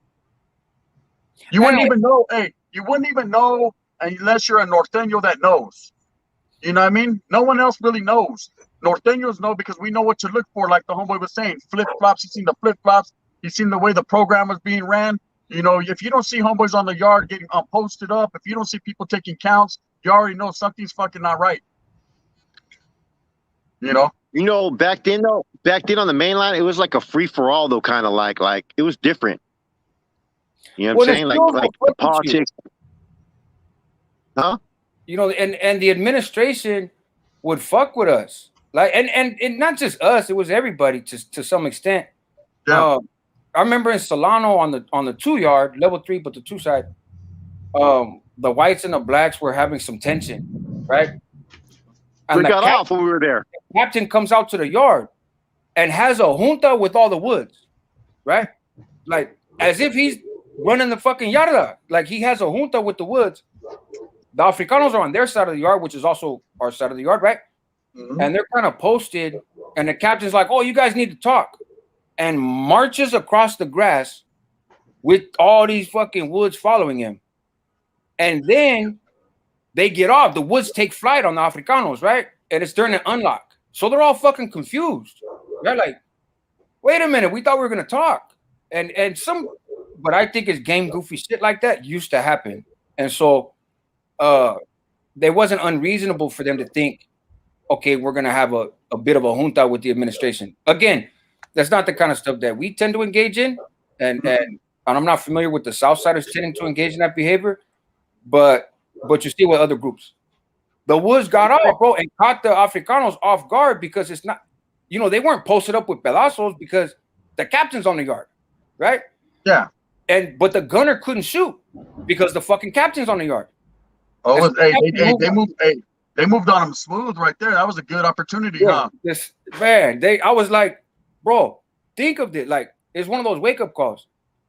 The captain led a fucking riot against these Africanos. Like, if that can happen, all bets are off, bro. Anything can happen. You know what they started to do, and I don't know if they were doing it back then in your guys' time where you guys were at, but they started to have what they called MAC reps, right? Yeah. Where they would take two. Oh, yeah, we had MAC reps.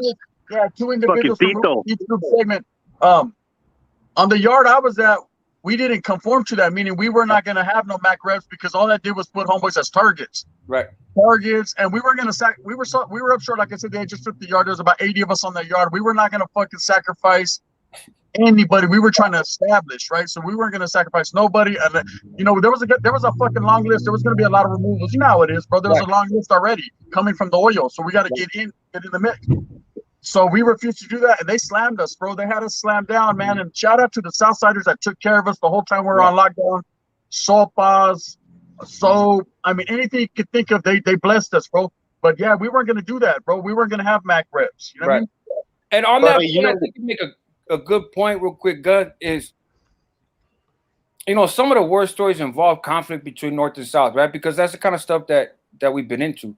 In all honesty, I never got off with no Southsiders. I socked one in the mouth. Other than that, I never got off with no Southsiders in prison, right? In the county, I got off on a couple, and in prison, I punched one just to make him go back in his cell because they papped his door by accident, and it was our time during a lockdown to be out.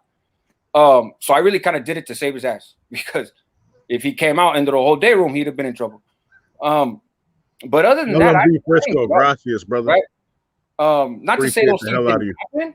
I witnessed those things happen, but my number was never called for that. But from Salinas, the second yard I went to, which I believe was A yard, the 270 yard, the Sureños there showed me love, bro. They got me up in the kitchen. They were cool, right? And there was a few. They were all cool. They were all disciplined, right? And I don't mean this to put them down or to put us on a hierarchy, but they seemed like us. You know, they seem more like us than the ones that we seen in Solano.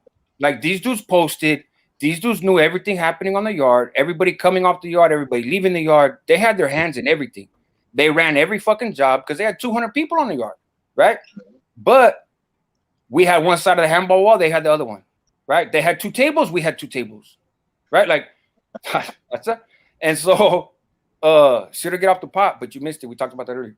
And so, they were righteous, bro. And then when I went to the Bay, as I've said before elsewhere, It was an inmate member that was my care package, right? And Cricket taught me how to do yoga from his cell to mine, and we'd have headstand competitions, and you could tell because when your feet hit the ground, it's loud, you know. And like some of those dudes were about as close to a friend as you could have in the Bay, right? Obviously, we were from opposing factions, and if push came to shove, would we both try to kill each other? Of course. But you had the door policy, and so the odds of being in that situation is pretty slim. If you were a stand-up dude, every one of those guys respected you, right? And they carried themselves with respect. We would share stuff. Like, we were good. And so shout out to the righteous sureños, right? And in prison, you know, they came through more than a few times. You know what I mean? And that didn't diminish. It's not because they were punks or anything. These were fucking killers. They're anything but punks. And it didn't. What I learned from them is an unintentional lesson of it. It didn't diminish who they were. They were so secure in their identity. Yeah, I got this big ass black can on my chest. Yeah, I got this MA on my chest. Yeah, when fucking dropouts write book, my name's always in it. But I can still shoot you a soup. We can still play chess with our little fucking drawn out boards, right? I had nobody to do burpees with. Sometimes I would just copy their routine from myself, right? Because it would motivate me. You know what I mean? So I wouldn't be like counting and shit with them. I'm not trying to interrupt their program, but I would hear obviously what they're saying, and I'd be like, "Oh, that sounds like a good machina right there." Right. And I tell a lot of people, man, some of the most vicious killers are the most humble men. You know? And you could tell, bro. You could tell because they're secure in knowing what they're capable of. Right. And so they're not putting it out there. They're like, you know what I mean? I know I got 5 bodies. It's cool, bro. You need a sofa? You know what I mean? Right. And it's all good. That's just how it is, you know? Yeah. And I appreciate that. And I wish, you know, I know there's some controversy around the end of hostilities, but I wish that that would translate to the streets up north better than it's translating down south. I mean, not better, but like it's translating down south, you know, and it's not my place to speak on their politics. I'm not some heavily informed person, but I know that there's work like the Southwest Collective and other stuff that is being led by their righteous folks that are incarcerated, and they're bringing youngsters together and they're squashing beefs between certain neighborhoods. I know it's not all a fucking walk in the park down there, but they're trying and they're working on it. And that level of authority, of course, it's about money at the end of the day. And that's not to put down them because the NF is the same fucking way. It's a hyper-capitalist organization. But we're not good at that up here. The end of hostilities ain't doing so well up here.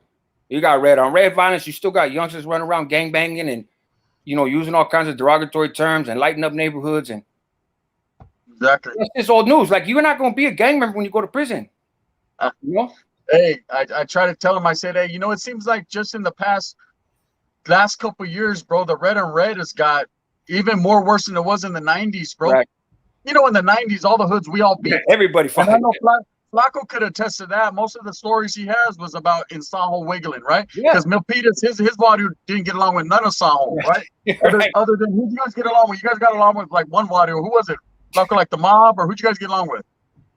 We got along with a couple hoods out there, man. But you know what I mean? Yeah, but for the most part, you guys, you know what I mean? But what I'm saying is, and in Merced, it was always the west side versus the north side. And, you know, we didn't have sureños like that. So it was all about, you know, back and forth. Of course, I missed all that because I was in YA, but I mean, I was writing the homeboys and they would tell me. Right. And, you know, and then I was playing that part in YA. Any bumpers from Northside Merced that would come in, automatically I was trying to, you know, get them removed off the yard just based on some city shit. You know what I mean? Right. And, but now I noticed, you know, then you had the policy, the GUN CD came out, no red on red policy. It was implemented, and Vatos stuck to that for a minute. Yeah. But now it seems like fuck that. Vatos are doing whatever they want. I see red on red. You know what it is though, Gunner, is you're seeing less people that engage in red on red. They're saying they're not homeboys. You know what I'm saying? They're just being on their own. Hey, well, they're out there engaging on red, and as soon as they get locked up, they're not homeboys. Right. Yeah. You know what I mean? Oh, they're homeboys out from there. the hood. I'm from the hood, but I'm not a homeboy. Or they come in there and they play dumb like they're not a homeboy from the streets, and then when they come in, oh, now all of a sudden they're a homeboy. Oh, I didn't know any better. Yeah, it's you know what I mean? that's exactly how it is. I mean, that's what I told them. That's what I told them when they asked me when I went in there. You know, what are you doing shooting at homeboys? I didn't know any better. Well, yeah. You know what I mean? Hey, but this is the thing. This is 2021, man. If you don't know by now, you ain't never gonna know. Yeah. You ain't never gonna know. You know what I mean? You can't. Then you're not from the hood. It's like all that stuff going on in certain neighborhoods where like some people aren't saying they're homeboys now. You know what I mean? Well, yeah, exactly. But this is what people got to understand. In every barrio in Northern California now, everybody has had at least one homeboy that's functioned in prison, right? There's no more back in the days where we had our barrios didn't even have homeboys that went to prison yet. You know what I mean? So it's like we don't know better. We can get away with that. But now everybody's has someone from their hood that's functioned. So there's no excuse for them not to fucking know what's up already. Right. They just don't care. You know what I mean? And the thing that's funny, I think two things. One is, I don't know about you guys, but when I was younger, we weren't about chasing money, right? Like I started running the streets in the early days of the crack era, right? And so we didn't, you know, we lived in a weekly hotel and the bill, you know, it's $250 on Friday. So Friday comes, you ain't got $250, you go get $250 from somewhere, right? Rob somebody, you know, do whatever, right? So we weren't consumed with the idea of profiting. Like if you think about it, our wardrobe was all poverty clothes. Like it was cheap shit. I remember when Cortezes would be at Woolworths tied together with the shoelaces, and it was like $7 for a pair. You know what I mean? It wasn't super fashionable. They were fucking cheap. The nylon ones, right? So our clothes are poverty clothes. They're working people clothes. You know what I mean? And we didn't focus like some homeboys did, but overwhelmingly, we just kicked it. Homeboys kicked it. We got off on people. We were little fucking I agree. Traviesos running around, right? Other groups were hyper focused on money, right? And hustling and pimping and doing all that stuff. And some of the homeboys got into that. But when we were young, it was not as common. And it was actually, even in the Bay where you don't have the same racial tension as you do down south, it was pointed out as a difference. Not better or worse, but we're different, right? We're not gonna go sell dope to our own people to get a fucking car. In reality, did people do that? Of course, I did it. Everybody else did it, right? But at least the image, you know what I mean? We're homeboys, and now across the board, the emphasis is money, right?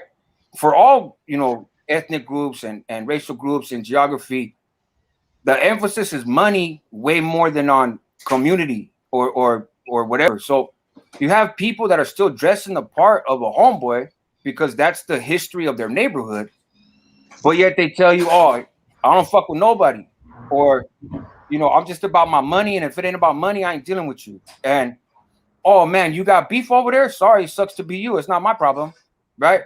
And so the values are different. And it reminds me, this dude in prison told me, never trust a pimp. And I was like, why is that? And they said, because with a pimp, everything is for sale. They're only out for themselves. Everything is for sale. That means if you get popped and they get popped, they got no problem telling on you. And I'm not saying every pimp is a snitch, but the mindset is different. They're out for themselves alone. And so you can't trust somebody who's on an island by themselves, right? There's a reason. Let them have their island and do their thing. But that island ain't big enough for two people as far as they're concerned, right? And now that's how a lot of these youngsters are. It's a bunch of little islands. And motherfuckers will kick it with these 5 dudes and make up some crazy barrio name, alphabet soup. And then next thing you know, they break apart and now there's 7 other dudes and they're a different barrio and they're beefing with each other. And it's a different culture, you know? And then you go to prison where the culture hasn't changed, right? You know what I noticed, Rascal? It's not even necessarily just in the past year. It's not even becoming about money. Everyone's having that. Everyone knows how to hustle nowadays. You know, motherfuckers are trying how to hustle when they're born. Right. It's now becoming about notoriety within social media. Yeah. It's all about becoming the man with that everybody knows, and I'll hit you in broad daylight and I'll do a fucking crate challenge and fall on my back for everybody. It's all about that, bro. It's all about putting their name out there with the least amount of work as possible. You know what I mean? It's a trip. Instead of establishing and working 4 years and really, if you're gonna get on here, man, bringing something good to the plate, they're just, I'll watch on some crates. Watch out. Right. I mean, it's just it's a trip nowadays, bro. And of course, hey, it's not nothing against these youngsters. I'm not saying all youngsters, older vatos are doing the same thing. Right. I'm just saying society now is different than back then. No, that's true. When I was British Knights, Wendy and Edwin, shit, I rocked them. Hey, they banned them from school back in the days because of the BK. Right. It had a little fucking diamond on it. Like the diamond. I still had them though. The little mine were all white, so they didn't necessarily look like BKs, except I would show people. They were like, those aren't real. I'm like, nah, fool, watch, look, the little diamond. They got the diamond, yeah. Man, that looks good. Man. Hey guys, I'm gonna tap out, man. All right. Yeah, All I'm right, gonna get on too, man. It's good talking to you guys. Likewise, you know what it is. All right, Jay. All right, Rojo. All right, man. brother. Have a good one, you guys. All right. What's up, Rojo? You done? Oh man, shit. I got a couple more minutes, man. Shit. Did they really ban them? Yeah, they banned them at my school too. Yeah. So Chino and I were talking the other day, and he's mentioned it a couple times. And you fought somebody from MOB who probably couldn't even walk through a door without turning sideways. This would have been obviously a long time ago. And you hung with them. You know, like the general consensus is apparently like it was kind of a draw, but that dude was a beast. That was what letter did his name start with? I can't remember. You know what? Actually, let me call my brother real quick. He'll tell me. Because he was friends with that dude. I think his first name started with a B. Bernard or Brandon or something. Yeah, them fools pulled bangers on us one time at the old Hangout in downtown Concord, and they were pistol whipping people and shit. Yeah. And I was kind of in a rock and a hard place, man, because I was cool with them MOB cats until that day. You know what I mean? Mm-hmm. Yeah, my brother's like, man, I seen him box with this dude, and he's like, that's when I gained a lot of respect for him, even though I didn't necessarily know him too well, because nobody wanted to fight that dude. Yeah, I was real cool with this cousin, man, Yami. You know Yami? Yeah. Yami is my boy. I was cool with Cordell. I was cool with all them cats. Cordell, yeah. You know what I mean? Village Green Cordell. Then, because I was with somebody that they had funk with, they decided to involve me in it. You know what I mean? And that's how they wasn't even my thing. No, I remember S.A., the little short dude, black dude. He was out like around Robin Lane. Back when they had payphones, he would sell dope at that payphone in front of the Jack in the Box on Monument. Mason, who kind of was a behind-the-scenes supplier for them, he used to sell dope to my mom in San Francisco. That's where he's from.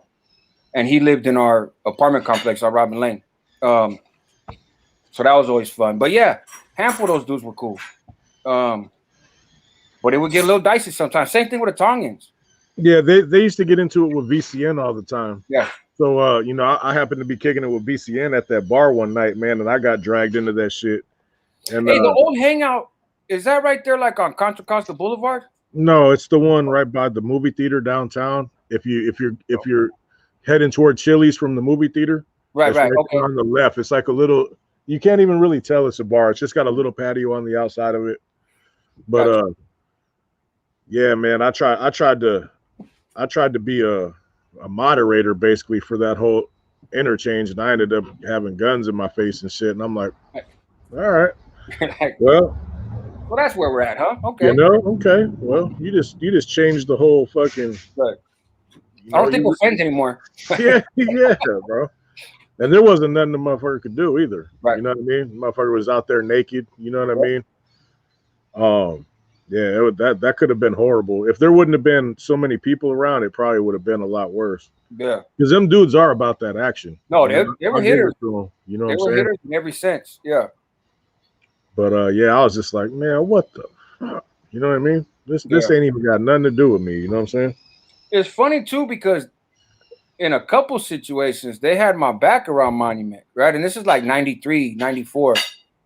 And so, you know, there was some Northerners scattered around in that area, but not many, right? It's you know, some VCN cat lived on Detroit, but that's kind of far from Virginia Lane Monument, you know?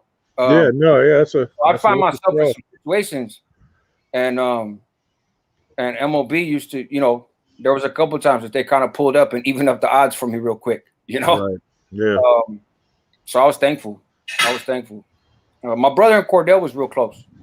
They were real close. Yeah, me and Cordell were in juvenile hall together and shit. Because Yeah. I used to hit in juvenile hall in the Yeska, bro.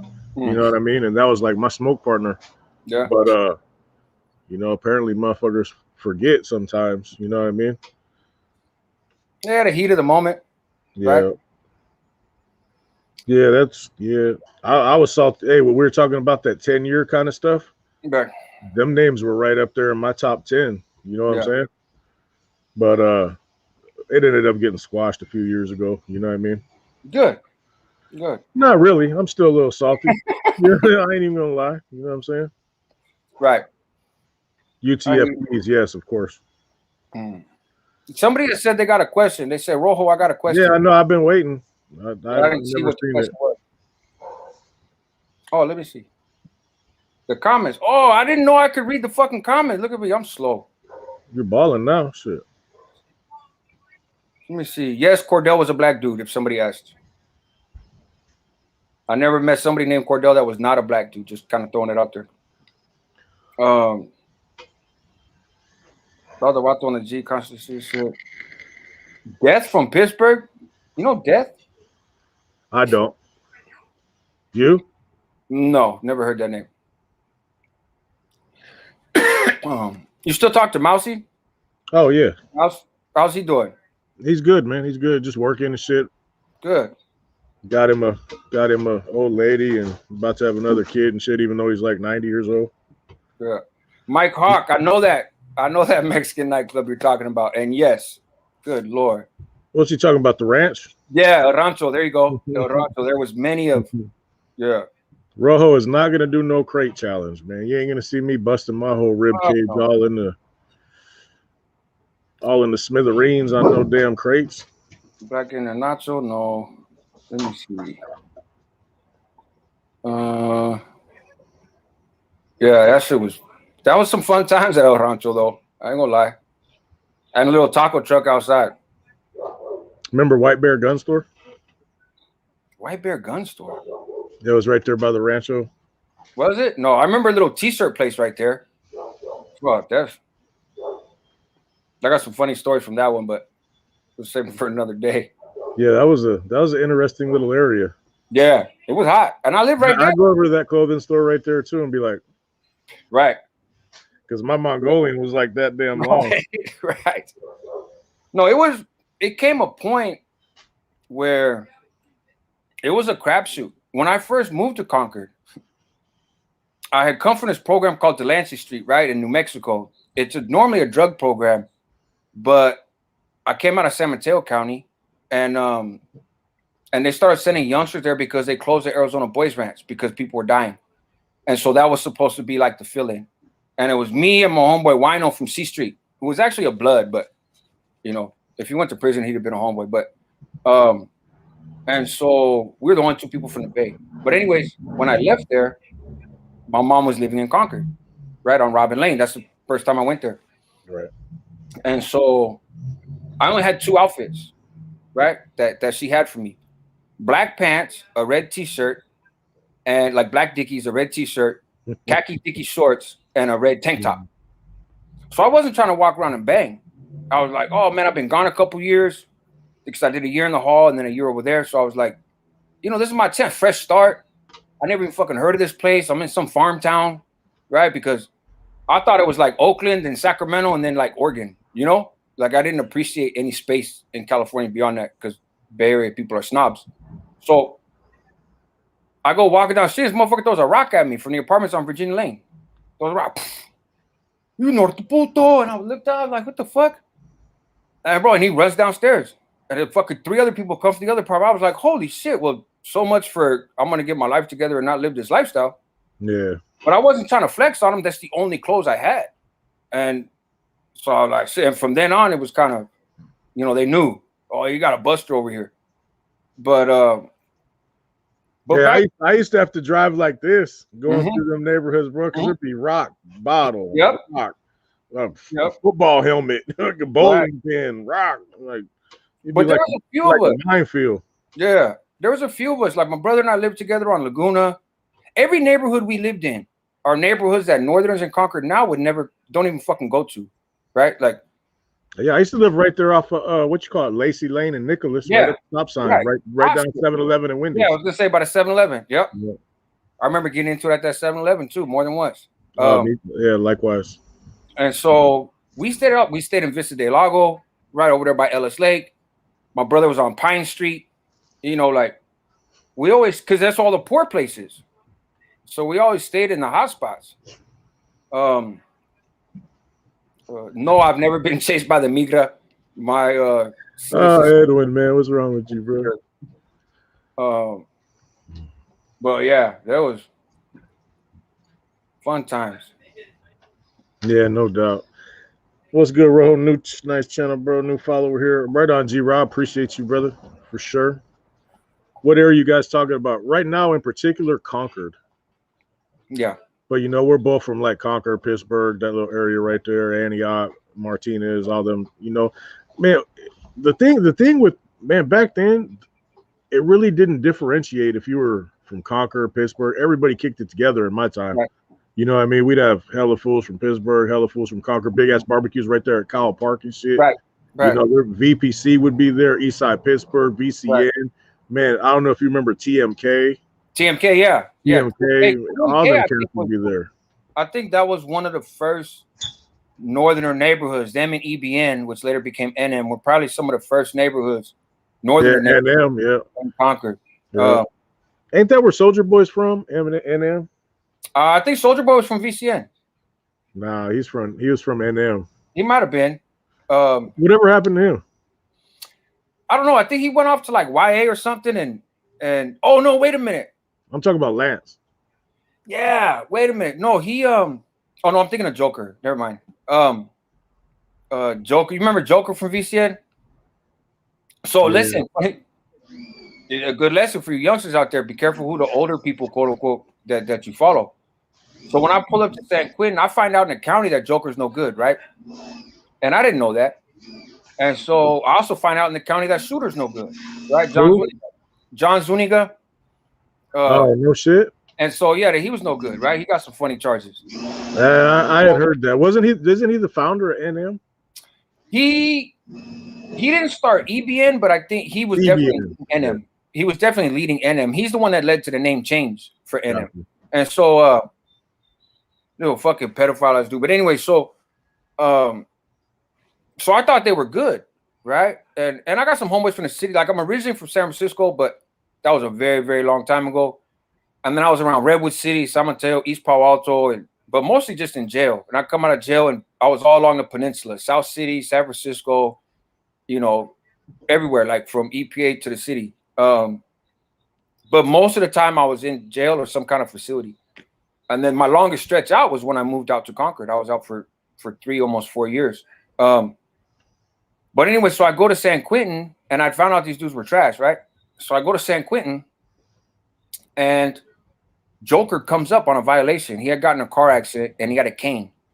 So they put him on the first tier, right?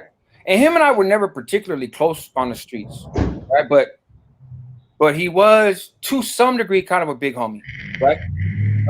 Because he'd been around, right? And he played the fucking part well, like he came across as like a big homie.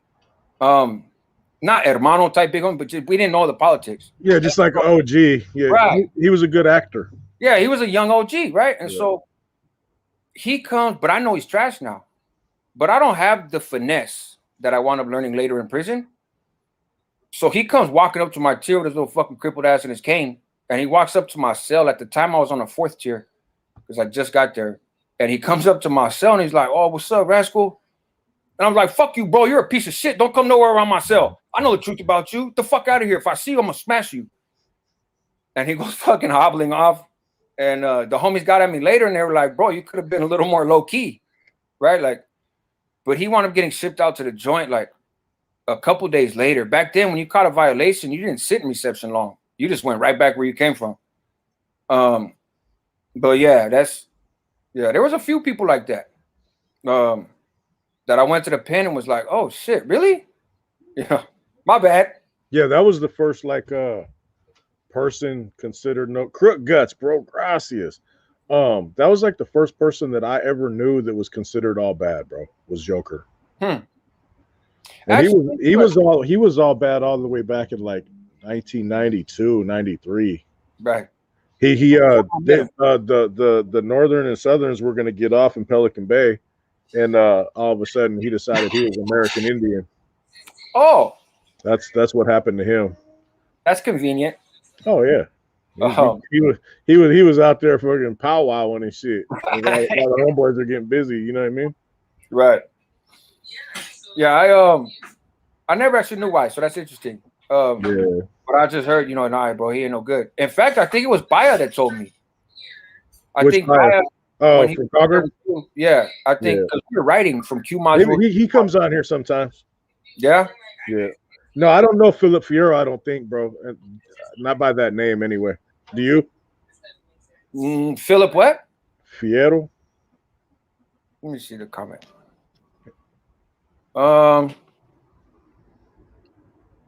I don't know that name. Talk about Woody and Big Tone. What is there to talk about? I hung around Woody a few times. I never met Big Tone personally. See, I'm the opposite. So I never met Woody. I heard he was with the business. He was a hitter. Like he was letting, but we never really went to Antioch. You know what I mean? Not back then. Yeah, that was out in the country. Right. And so, but I've heard from several people that I trust. That fool, he was a hitter. Tone, my brother was rapping on Tone's label when I first came home. And so I met him. That's back when he was with Davina. And I got nothing bad to say about the dude. You know what I mean? We've been in touch a few times, and I like the direction of his music now. It's taking more of kind of a grown man vibe. And just personally, I relate to that more than I do. I'm running around with red vinyl shooting everybody. So I like it, man. He's a business person. He handles his business. Like I said, I got nothing bad to say about him. He's not my best friend. We don't hang out every day, but I'm familiar with him, and he's familiar with me. And he's good people as far as I'm concerned. And do I have any more NF tattoos? Any NF tattoos? No, because I never joined the NF. So I'd be in a lot of trouble if I had an NF tattoo. I got the Welga bird and I got other shit, but I don't have any NF tattoos. Hey, John Gomes is asking, is Concord more north or more south? Man, I'd say it's probably a little more north still, but I mean, the East Bay is kind of different from other spots, man. They're not really banging like that, man. That kind of played out there in the 90s. People are hustling now. People are trying to hustle. Everybody's more about paper out there now than they are about worried about gang banging. You know what I mean? Yeah, I think late 90s, early 2000s. I caught my case in Valeria. Good Lord. Oh wow, that's dope. Thank you. Hey, do I get half that or what? You got. Hey, ask Flacco. There you go. Hey, since you're on and Flacco's not, you can have Flacco's hat. Right, there you go. Just got Flocks for shit. Try to get $1 out of Flacco, boy. You'd be exhausted. Yep. I've known him. Hey, hey, thank you again, Valeria. But yeah, hey, Concord actually has a lot of Northerners, man. There's like 5 or 6 different hoods, but I mean, Contra Costa, people just aren't banging like that, man. It hasn't really been since the 90s. You know what I mean? Well, BNS just had that indictment, right? Mm-hmm. That didn't necessarily do him any favors. And to be honest, even then it's been more red on red, right? Flacco's a Jew. No comment. But so it's been, it's been a little more red on red. You have a lot of people out there now that don't have a great reputation behind the wall. And so you got youngsters that are like, I don't care about what happened when you were in prison because you're solid out here type of attitude, right? It's from what I've heard, and I know you could speak to this better than me, Rojo, but it was said for a long time when I was in there. The NF always had a hell of a time trying to establish a regiment in Contra Costa County in terms of a real presence. I know you were out there doing your thing, right? I mean, but don't get me wrong. That's where headquarters was. Mm-hmm. But man, it was rough for me, and I'm already well known out there. You know, I mean, I had most of my success came from Alameda and Sonoma. You know, mainly Alameda. That's like I was in charge of all 4 of those counties, man. But my bread and butter was like Hayward, Dakota. You know what I mean? Fremont. You know, Concord's. Man, I remember being like the first bro. You know, really coming through Martinez. You know, and after I was educated and I came back to the county, I was just like, God, damn, bro, what am I gonna do? I'm trying to talk to these fools, and they're just looking at me with their mouths open like I'm retarded. Right. And I'm trying not to get mad, you know, just because I know they don't know no better. You know what I'm saying? But I mean, they're up to par now. I mean, they got their education. There's been enough dudes in and out where most of the people know they're not totally blind. Like when I went in there, I was blind, bro. Well, but also they're basically all in West County in their own little spot, right? They don't run around the county really. You know, they got their own little spot in like I said, in the West, and that's it. Hey, did you ever know or run across a dude named Animal? Supposedly he was from VNS. I know of him, and I know, you know, about circumstances about him, but no, I never knew him personally. I worked on his case. I worked on his murder case. He got that murder case in Richmond where he shot that little youngster, right? Hypothetically, I don't know, he might come back on appeal. But it was funny because, and we could talk offline about this, right? Part of the benefit, it's a blessing and a curse of doing these gang cases and working for defense attorneys is I get access to all the discovery, right? So when they're like, oh man, we got kites from people that are intercepted, I get those, right? And so I was reading the reports that people were filing on him from the county because he was having fools whacked and all kinds of shit, right?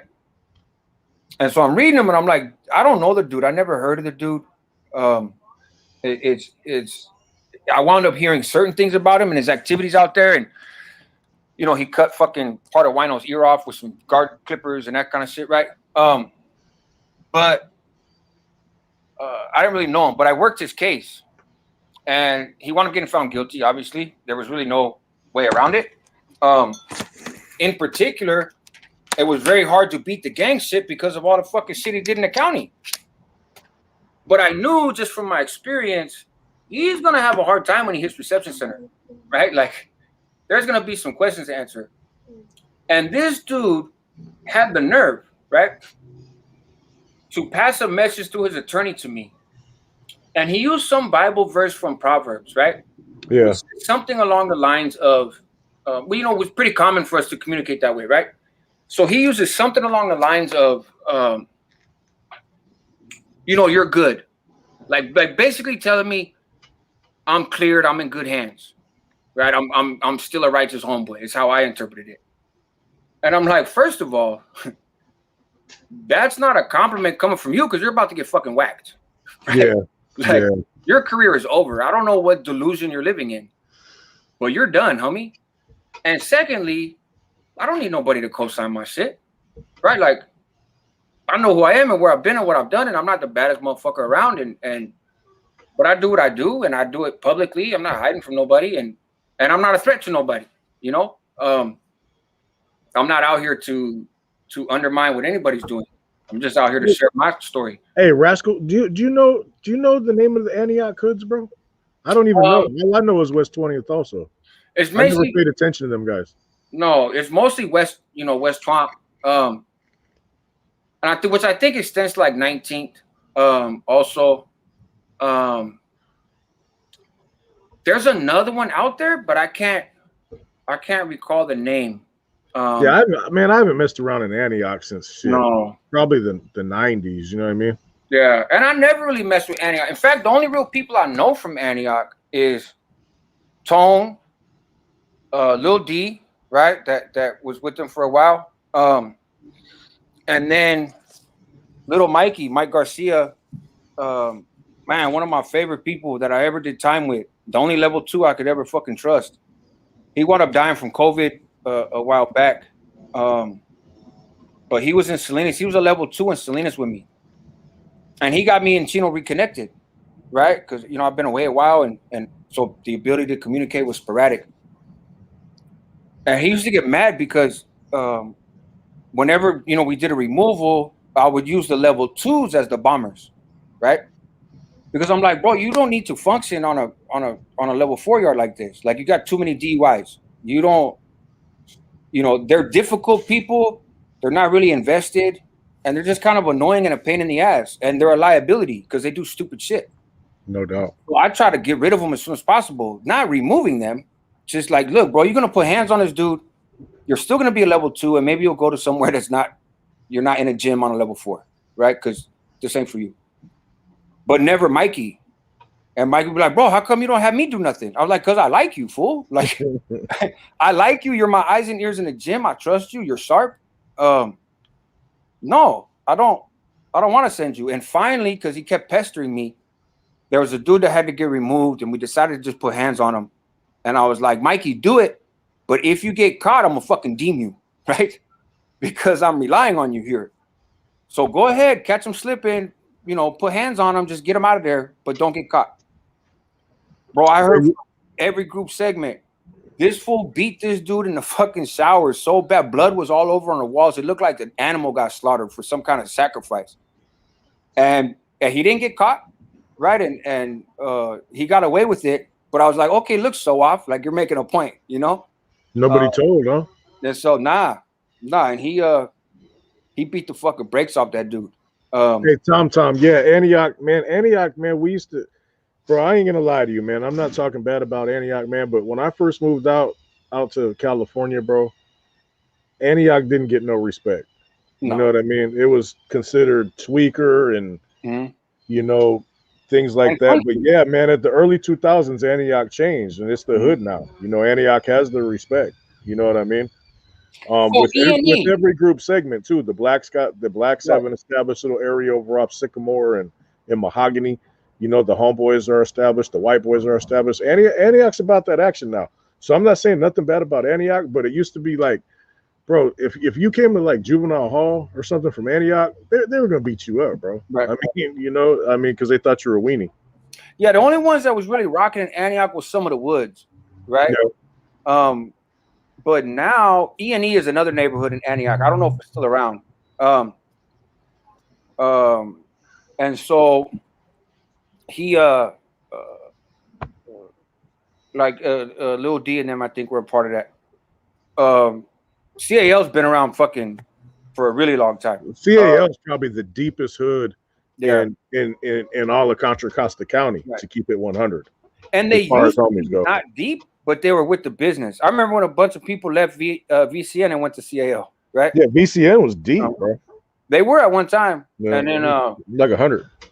And so, yeah, Antioch, the thing is with the Africanos out there in particular is you know, you after the whole housing crash and all that other stuff, right? Antioch had a lot of cheap housing, and they did not prepare for the influx of low-income people from various urban environments. Yeah. They had no plan. So now, like I said, especially with the Africanos, you have people coming from Oakland. You got somebody from East Oakland and somebody from West Oakland. That are Richmond, yeah. But now they live in the same apartments, right? Yeah, then you got North Richmond, Central, right. South Richmond. And so Richmond don't like each other. Then Richmond don't like Oakland. West Oakland don't like East Oakland. Right. So you got all kinds of stuff going on up there now. And so what they did was they all kind of started creating their own hoods, right? Like their own little crews of 5 or 6 dudes, and one might be from the city, and 2 might be from Oakland, and one's from Richmond, and they're just running around robbing people, knocking heads off. But then again, they'll switch up, and somebody will leave and start a different little neighborhood. So Antioch is grimy as fuck now. Yeah, way more grimy than it was before. But it's because all the out of town folks that came, and not just Africanos, Latinos too, right? But all the out of town people that came, and folks are gonna do what they do, and hustlers are gonna do what they do. So they started creating their own dynamics, right? And bro, we ain't in Oakland, we're in fucking Antioch. Like we can make money, right? So we don't have to beef with each other here because we're not in our hoods. So, and there was no distance. In Oakland, East Oakland and West Oakland ain't right next to each other. There's some space for you to operate yourself. Here, there was no space. So you had to figure it out. And that's what had happened in Vallejo too. My boy was telling me, because you got like the Crest side versus the South side, magazine, the Hillside versus the Crest. And then you got a bunch of brothers from Richmond over there in there now. And it's like half the Richmond will side with one part of Vallejo, half will side with the other. It's just crazy, man, because like you said, they weren't prepared for, the influx of people from other areas, man. They had got used to being so, the biggest problem they deal with is tweakers stealing bikes and copper and shit, Right. Now all of a sudden, the big city done came to Antioch, you know what I mean? Yep. Yeah, that's true. San Leandro, the city, from every major urban center, right? They were getting pushed out of Oakland and pushed out of the city and pushed out of these areas that were undergoing gentrification. And Antioch was a really inexpensive place to go that on the surface looked like a cool, quiet suburban community. Yeah, they got huge homes over there off of like Deer Valley and Delta Fair and all that. All them new ass homes, 5-bedroom homes, they're all Section 8 now, and they're all brand new with pools and shit. They're out there balling. Right. Those were $800,000 houses, and now it's the ghetto. Right. Right now it's Section 8. Yeah. Yeah, because they built up at the wrong time. They built up, and then the fucking whole housing thing crashed, and there was nobody to buy those houses. How much time have I done altogether? In prison, I did about 9 years, from 19 until I was like a month away from 29. Prior to that, I did about 5 years between juvenile hall and different programs. In San Mateo County, back in the 80s, they had a habit of, like, if you shot somebody, you were going to go to YA, right? But, like, I've heard, like, down in LA, you could fucking steal a car and go to YA. You know what I mean? So different counties operated different. Yeah. But in San Mateo County, unless you were black from East Palo Alto, all them dudes went to YA because the judge was fucking racist. But other than that, they would try to send you to, like, behavior modification programs, right? So Daytop, Delancey Street, a place called Your House, which were generally drug programs. And I think that was the flaw for me, because I'd go in there like, I'm not a knock. You know what I mean? I don't use dope. So fuck, I'm going to listen to some kid who's like, oh, I'm 15 and I was stealing dope or stealing money from my mom to buy crack since I was 9. I was like, you're a knock, bro. You're weak. And so nothing that you have to say is of value or worth to me, right? Looking back, there was a lot of good information, right? And I'm an alcoholic and I'm in recovery, and so, but at that time I wasn't into drugs. I mean, I've done them all, once or twice at least, but I was too addicted to being a homeboy. There was no room on my back. I'm not better than addicts. It's just I already had an addiction from a very young age that didn't allow for other addictions to take place until recent years when I just became a fucking wino. But yeah, so through that time, like 5 years. All right, man. I'm gonna get off, man. We've been on here 4.5 hours, and I'm gonna make sure if anybody else is trying to get on live, I'm not stealing all the subscribers, man. We had like 400 some people in here. Hella good comments, man. A lot of good interactions, man. Thank you again, Rascal, for joining us, bro. And thanks to everybody who helped me out on the super chats, all the good comments, the thumbs up, all that good stuff. And me and Flock will be back at you tomorrow. And enjoy the rest of your Thursday, everybody, man. We're out of here. Yes, sir. Take care. All right, brother. Thank you.